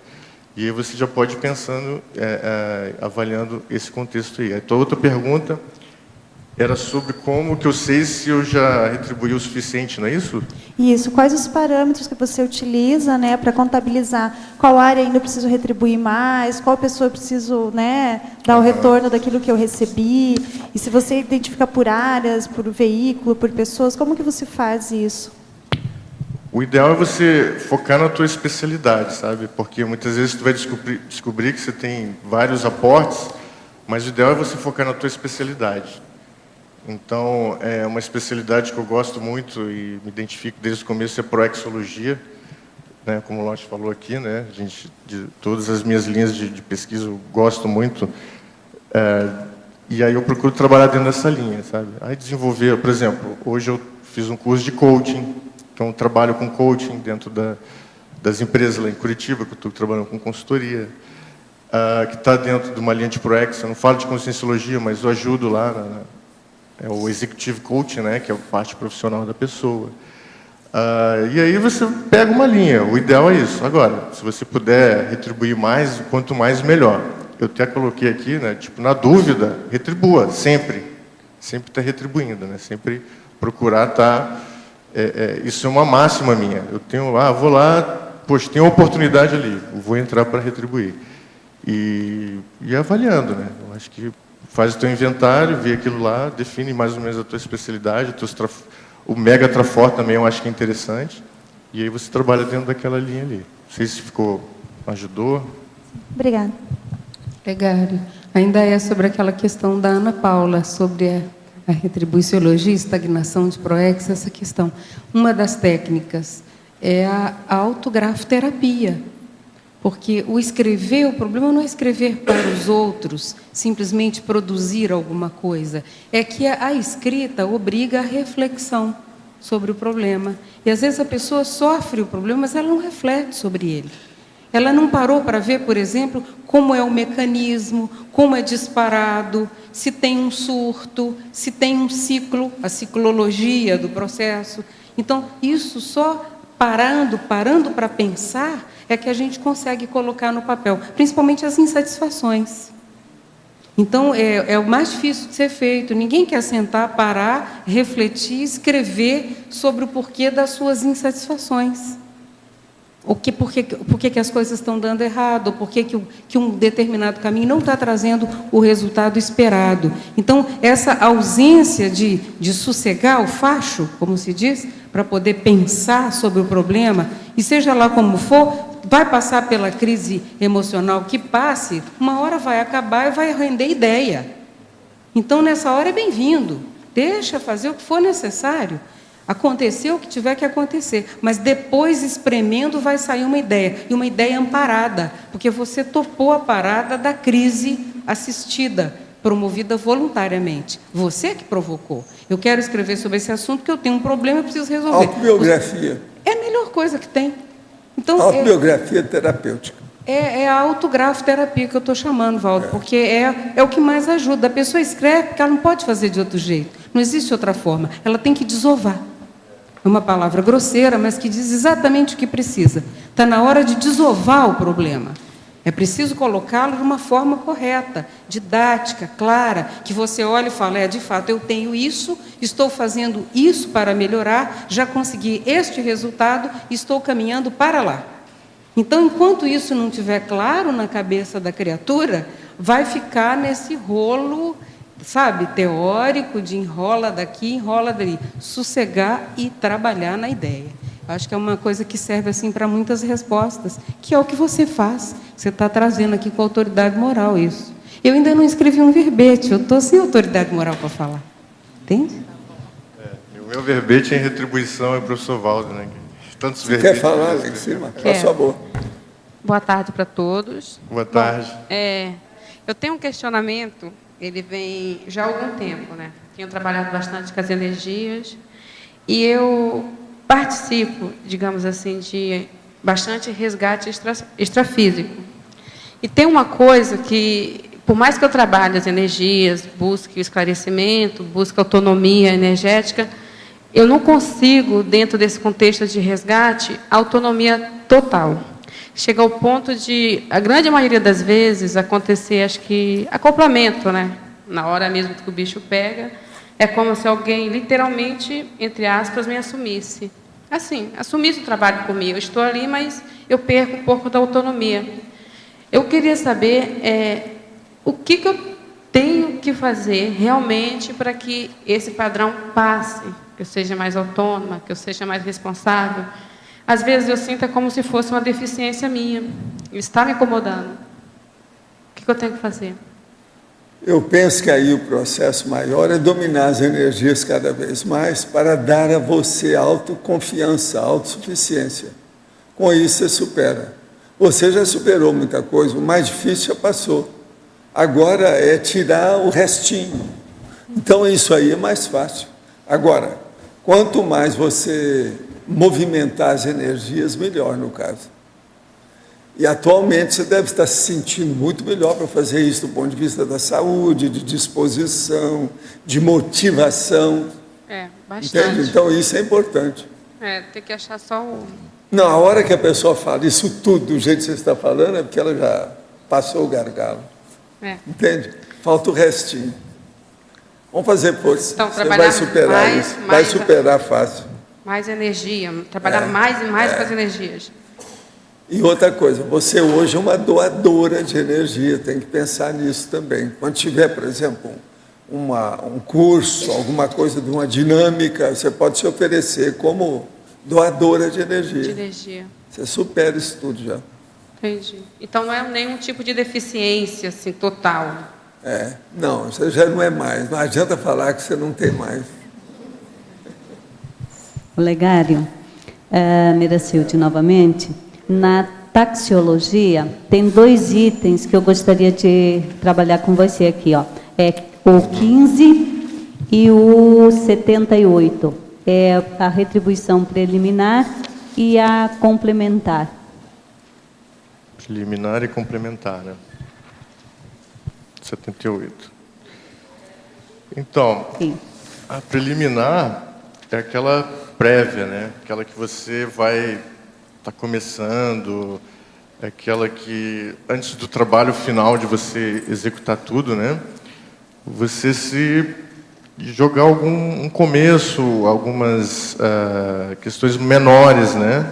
Então, uma prévia do trabalho que você vai fazer. Por exemplo, você vai ensinar uma pessoa, vamos supor que você vai ajudar uma pessoa a dar aula.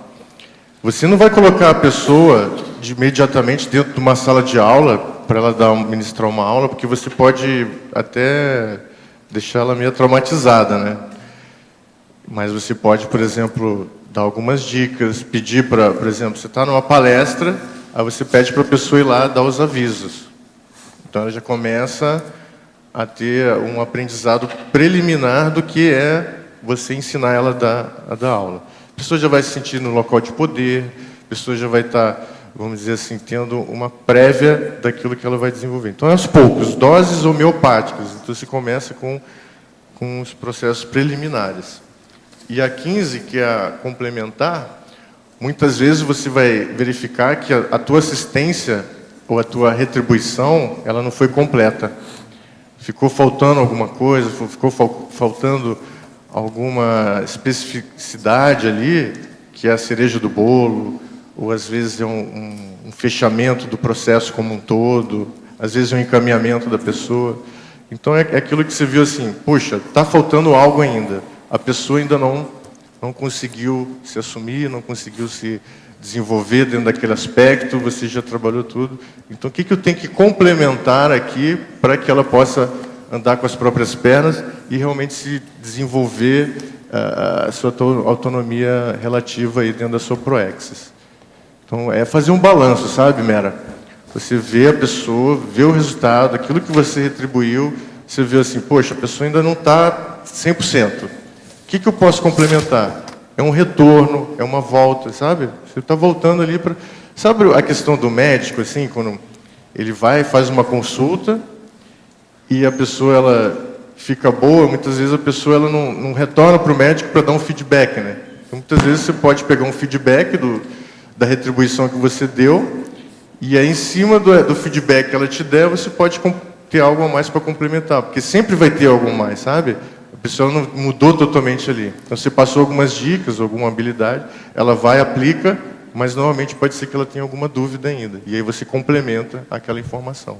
Tá ok, obrigada. Obrigado. Oi, Olegário. Oi. Parabéns pelo verbete, Aline. Aqui. Obrigado, tudo bem, Aline? Tudo bom? Quando eu olho para você, eu lembro que a gente atuou bastante com seminários de pesquisa, né? Inclusive, então... o meu aprendizado contigo no seminário foi possível eu resgatar o seminário de pesquisa em Curitiba. Comentar com você o que significou em termos de retribuição o seminário de pesquisa para você, aquela época que você estava investindo? Para mim... Para auxiliar os outros na autopesquisa. Olha, Aline, para mim o seminário de pesquisa foi um dos grandes... que mais destravou meu mental soma. Assim. O fato de eu trabalhar no seminário de pesquisa, aprender... Primeiro, eu tinha que ter teática, né? Então, comecei a escrever artigo, apresentei, depois eu fazia revisão. Então, eu aprendi as duas coisas. Aprendi a escrever, aprendi a revisar e aprendi a apresentar. Então, para mim, o seminário de pesquisa foi uma escola assim, fantástica, que eu recomendo para todo mundo participar, tanto como revisor, quanto como pesquisador. Isso me deu, Aline, mais estofo, por exemplo, para escrever para um congresso. Me deu mais estofo, porque, por exemplo, quando eu cheguei lá em Curitiba, o seminário de pesquisa estava desativado, já tinha 2 anos. Então, isso me deu estofo para reativar o seminário de pesquisa. Então, foi tudo em equipe, eu não fiz nada sozinho lá, entendeu, Aline? Tudo sempre chamando as pessoas, ensinando, né? A técnica que o professor Valdo faz, a Malo faz, é ensinar as pessoas a fazerem para não criar elo de dependência. Então, fui lá, formei. Hoje eu já estou fora do seminário de pesquisa e o seminário está andando, sabe? Hoje a gente não tem mais vaga para pesquisador em 2011. Todos os seminários até o final do ano já estão todos cheios pelo movimento que foi feito grupal, né, de autopesquisa. Isso reverberou na equipe, em todo o centro educacional, porque o pessoal que estava lá muito recente ainda não tinha aquele hábito de autopesquisa. E aí houve um puxou o outro, sabe? Aquela questão de o efeito halo, né? Um escreveu, poxa, motivou o outro foi lá e escreveu, poxa, mas não é tão difícil. E aí isso desassediou, né? Para sair, as pessoas ajudam a sair da superficialidade, ajuda a se mostrar mais. Então, você olha lá para um voluntário, muitas vezes, se ele não se expõe, você não sabe qual que é a característica dele. Você não sabe qual que é a especialidade, o que ele pensa, né? Então, quando você vai num seminário de pesquisa, você expõe toda a sua realidade, né? E aí, hoje, por exemplo, eu posso dizer com certeza que eu só estou aqui hoje, sentado no banco dos réus, como o professor Valdo fala, por causa do seminário de pesquisa também. Então, um aporte que eu ganhei e já consegui retribuir e quero continuar, entendeu? Sempre nesse sentido, porque eu vejo que essa linha que foi escolhida para a Conscienciologia da parapedagogia e da autopesquisologia, para mim, é tudo, em termos de desenvolvimento pessoal. Legário. Aqui na página 43, Opa. na parafatologia, na linha 2, os efeitos parapsíquicos da retribuição. Como que você verifica isso? Quais são os sinais, as características? Primeiro, o desassédio, né? O desassédio que você faz na pessoa. Então, é aquela pessoa que tinha lá medo de falar em público. Aí você coloca ela, não, vem aqui na palestra, você vai divulgar os eventos. E aí você vê que a pessoa fica com medo, não, será e tal, aquela coisa toda, a pessoa vai lá e fala. E aí você já vê que, quando termina, o grau de satisfação da pessoa, você enxerga, sabe, o desassédio, assim, fica nítido. Então, é interessante, porque você enxerga além do processo intrafísico, né? É a satisfação benévola. Satisfação benévola, exatamente, assim. E aí você também vai ganhando estofo, você vai ganhando, sabe, confiança dos amparadores. Eu acho que os amparadores começam a confiar mais em você por causa desses efeitos parapsíquicos. Okay, eu vejo nesse sentido. Olegário? Oi. Oi, Nora, tudo bem? Tudo. Você, além de ser um professor itinerante, tu é um voluntário itinerante também. Tu saiu de Manaus, foi para o Rio, do Rio para Foz, realmente, de Foz para Curitiba agora. Então, essa jornada de 15 anos de Conscienciologia, essa itinerância no voluntariado, o que te trouxe assim, em benefício, né, e também em retribuição, né, dessa longa jornada tua? Qual é os fatos mais marcantes para você? É o aprendizado, primeiro, assim, do autodesassédio, né? Então, outra coisa também, Nora, ao aprender a trabalhar em grupo.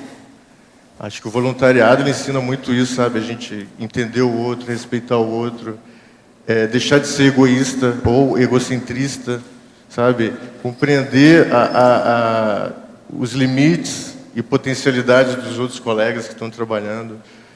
E me ajudou também a entender o processo da Max Pro X grupal, assim, sabe? Então, e você vai interagindo com bastante gente. Então, hoje eu enxergo vários amigos evolutivos dentro da Conscienciologia, por esse movimento, né? Não é fácil, né? Às vezes a gente pega umas desafios, aí tem que olhar para dentro de si. Então, eu tinha uma pessoa que sempre falava para mim, nossa, essa Conscienciologia parece que é complicada, né? Porque vive gerando crise e tal, né? Mas é isso mesmo, a gente vai passando pelas crises, superando e vai aprendendo, né?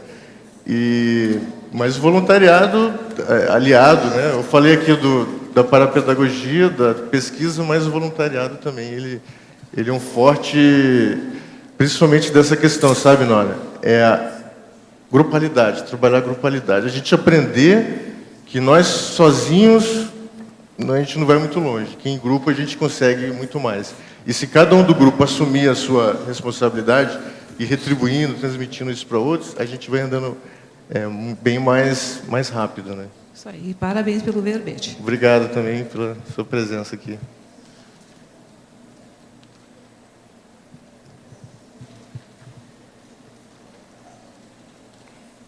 Bom, já que deu um silêncio aí, eu queria aproveitar um jabá aqui, professor.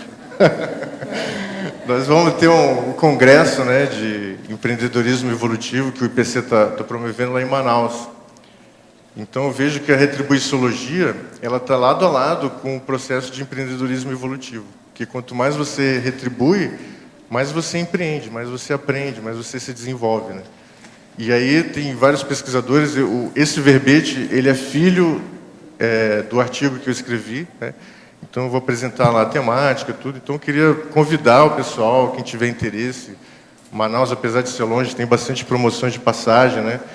tem bastante energia densa lá, né? Tem processo da natureza. Então, acho que vale a pena, quem tiver interesse, um turismo conscienciológico interessante, tem uma estrutura muito boa que está sendo organizada lá. Eu acho que é uma oportunidade de interagir com outros pesquisadores. Então, o tema vai ser mais debatido. E a pessoa conheceu o Amazonas, né? Conheceu o Amazonas, eu acho que vale a pena. Vai ser... A data é bem fácil de decorar. É só pensar no dia 11. 11/11 de 2011. Então, não tem como errar. Eu acho que a data foi escolhida estrategicamente. Aí, né? Então, empreendedorismo, Congresso Internacional de Empreendedorismo Evolutivo, que é uma das especialidades do IPC. O IPC ainda não tinha feito nenhum congresso desse porte, né? E aí eu acho que é um primeiro congresso. A gente espera que venham outros, né? Lógico que vai vir, né? Mas a gente só vai conseguir dar sustentação a isso se tiver a participação de outros pesquisadores. Então, quem tem interesse na retribuiçologia, quem tem interesse no empreendedorismo evolutivo, eu coloco como uma grande oportunidade. E lá é um outro Brasil, né? Um processo diferente, tem a questão da hidroenergia também bastante forte, como aqui em Foz do Iguaçu, questão da gel, da hidro, e vale a pena vocês participarem aí, fica o convite. Queria também agradecer, antes de terminar, professor, desculpa, a Dulce, né, representando toda a equipe de verbetógrafos aí. Eu acho que eu não tive contato com outros, né, mas a gente sabe que é uma equipe grande aí, então... É que a Dulce é de Manaus também, né, então a conterrânea aí ajudou bastante, foi uma sincronicidade interessante, né. Uma equipe me ajudou muito, então eu recomendo o pessoal que tiver a fim de escrever verbete. Eu me senti muito acolhido assim pelo pessoal e eu gostaria de futuramente poder retribuir isso também, né? Vamos ver aí como é que a gente pode estar trabalhando. Major, eu te agradeço muito. Espera agora os novos 50 verbetes, o mais depressa possível. Qualquer coisa você conversa com a Dulce, se você já tem então entendimento, né? O caminho está livre, é isso? Legal. Os nossos comerciais, por favor. Obrigada. As pontuações da tertúlia de hoje foram 85 assinaturas no livro de presença, 19 perguntas presenciais, 18 perguntas respondidas online, 47 votos presenciais, 4 votos online. Hoje temos 5 recados. A mim, IMAL, o segundo Congresso Internacional de Verponologia, Paula e Evelyn, Festival de Inverno, Eduardo, Higiene Consciencial, Marta, Introdução a Proexis, Roberto, Fórum de Parapolíticas de Saúde. Antes de passar os amigos, a Cristiane vai dar um aviso rapidamente. Pessoal, boa tarde. É só para avisar que nós afixamos na porta do tertuliário uma lista com os nomes dos voluntários e de todas as pessoas da comunidade conscienciológica em Foz do Iguaçu. Então, pedimos que todos voluntários se dirijam agora na saída e revisem seus dados que estão lá fixados na lista. Pode riscar diretamente no papel, tá? E complementem também as informações que estão lá. Obrigada. Boa tarde. Lembrando a todos, estamos no final do mês de julho, ainda é tempo de fazer a sua renovação da assinatura do programa Amigo da Enciclopédia ou fazer a sua adesão como mantenedor da Enciclopédia da Conscienciologia. Quem fizer a inscrição neste mês vai concorrer a uma vaga no curso 40 Manobras Energéticas, que vai acontecer no último final de semana de setembro, e também a um livro. E domingo nós temos o sorteio mensal do programa Amigos, aí sim inclui todos os amigos ativos. Vamos sortear também uma vaga no curso 40 Manobras Energéticas de setembro, uma vaga no ECP1, patrocinado pelo IPC, e um livro. Muito obrigado. Boa tarde. Eu estou aqui para conversar com vocês sobre o Congresso Internacional de Verponologia, aliás, o segundo congresso, que vai acontecer aqui em Foz do Iguaçu, nos dias 14, 15 e 16 de outubro. O Congresso de Verponologia é a oportunidade que nós temos para ouvir e debater as novas verpões da Conscienciologia. Hoje, aqui do meu lado, está a professora Malo Balona, que é uma das conferencistas, e ela vai falar um bocadinho sobre o trabalho que ela vai apresentar. Eu me lembro que no primeiro congresso de verponologia, nós tínhamos assim, não tinha nem 40 gatos pingados na sala, e a gente acha que ainda tem um certo medão do Congresso de Verponologia, como se a pessoa fosse posta assim na parede, que ela tenha que apresentar alguma coisa super, hiper, mega plus.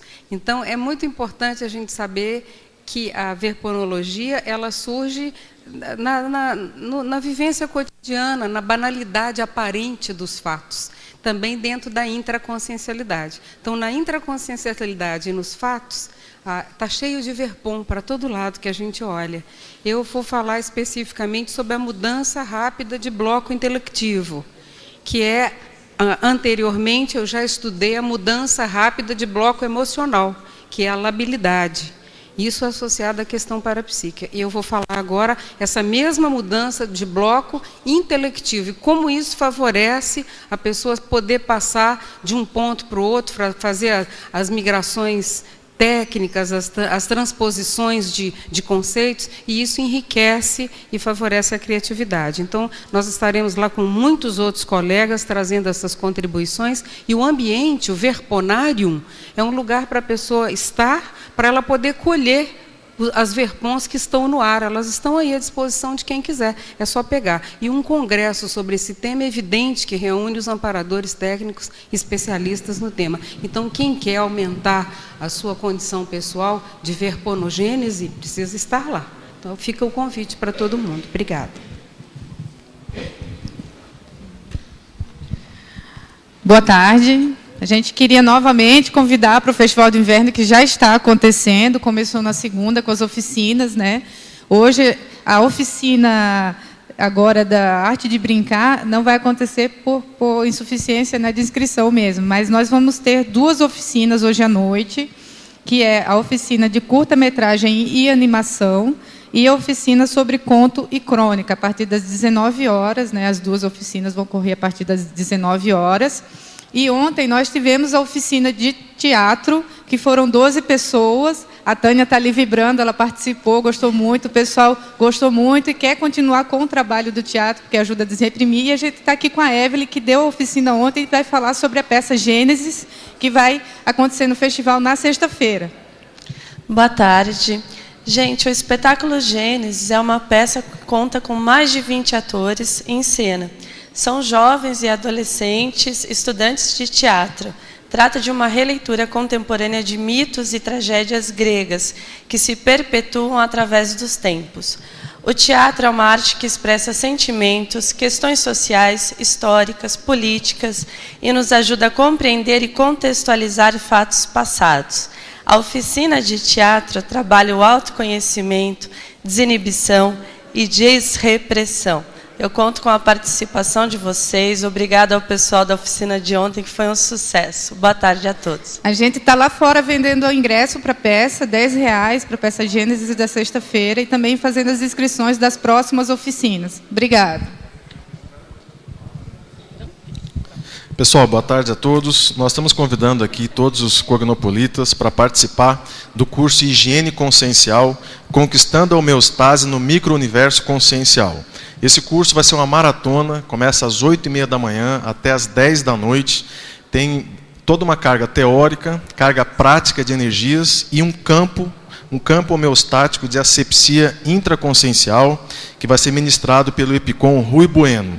Então, dentro desse curso, nós vamos abordar o padrão homeostático de referência, a síndrome da banalização dos conceitos básicos de conscienciologia, uma situação conhecida como autoconectividade, que é o processo do alinhamento das ideias com as emoções e com as energias, a descoberta da volicionina, o estado vibracional, assim e desassim, sincronicidades proevolutivas, parapoliticologia e os extrapolacionismos, ofiex e desperticidade. O curso ocorre, então, no dia 20 de agosto, no Discernimento. As inscrições são feitas aqui no CAEC, no valor de R$100, a pessoa pode pagar em 2 vezes de R$55. E no final do curso nós teremos uma videoprojeção especial. Obrigado. Boa tarde a todos. O convite em nome da Apex para o curso Introdução à Programação Existencial. Esse curso está sendo oferecido em 2 modalidades. A primeira é online, ou seja, a pessoa pode assistir o curso, participar, fazer as suas perguntas através do site www.apexinternacional.org. Esse curso online terá início no dia 1º de agosto. E a versão presencial, para quem está em Foz do Iguaçu, vai ser no dia 14 de agosto, das 8h30 às 18 horas, com intervalo para o almoço. As informações e inscrições podem ser feitas pelo telefone 045-3525-2652. Então, todas as pessoas que se interessam pela Conscienciologia, que querem iniciar os estudos pelo veio da Proexologia, ou mesmo renovar, reciclar os seus conhecimentos iniciais sobre Conscienciologia, estão convidados a participar desses 2 eventos. Obrigada e até logo. Boa tarde, pessoal.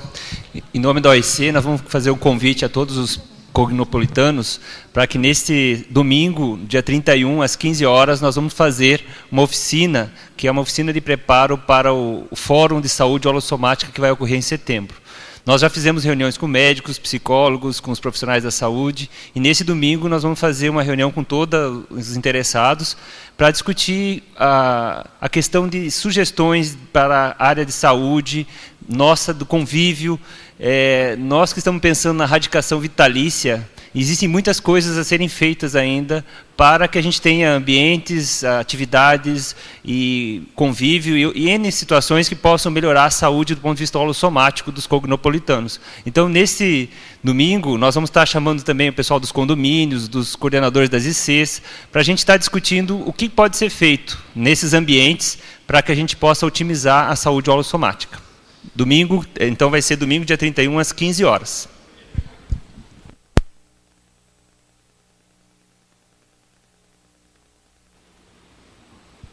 O verbete eleito para amanhã é Empatia Receptiva, especialidade Interassistenciologia. Autora Lindalva Oliveira. Adalva. Obrigada e boa tarde a todos.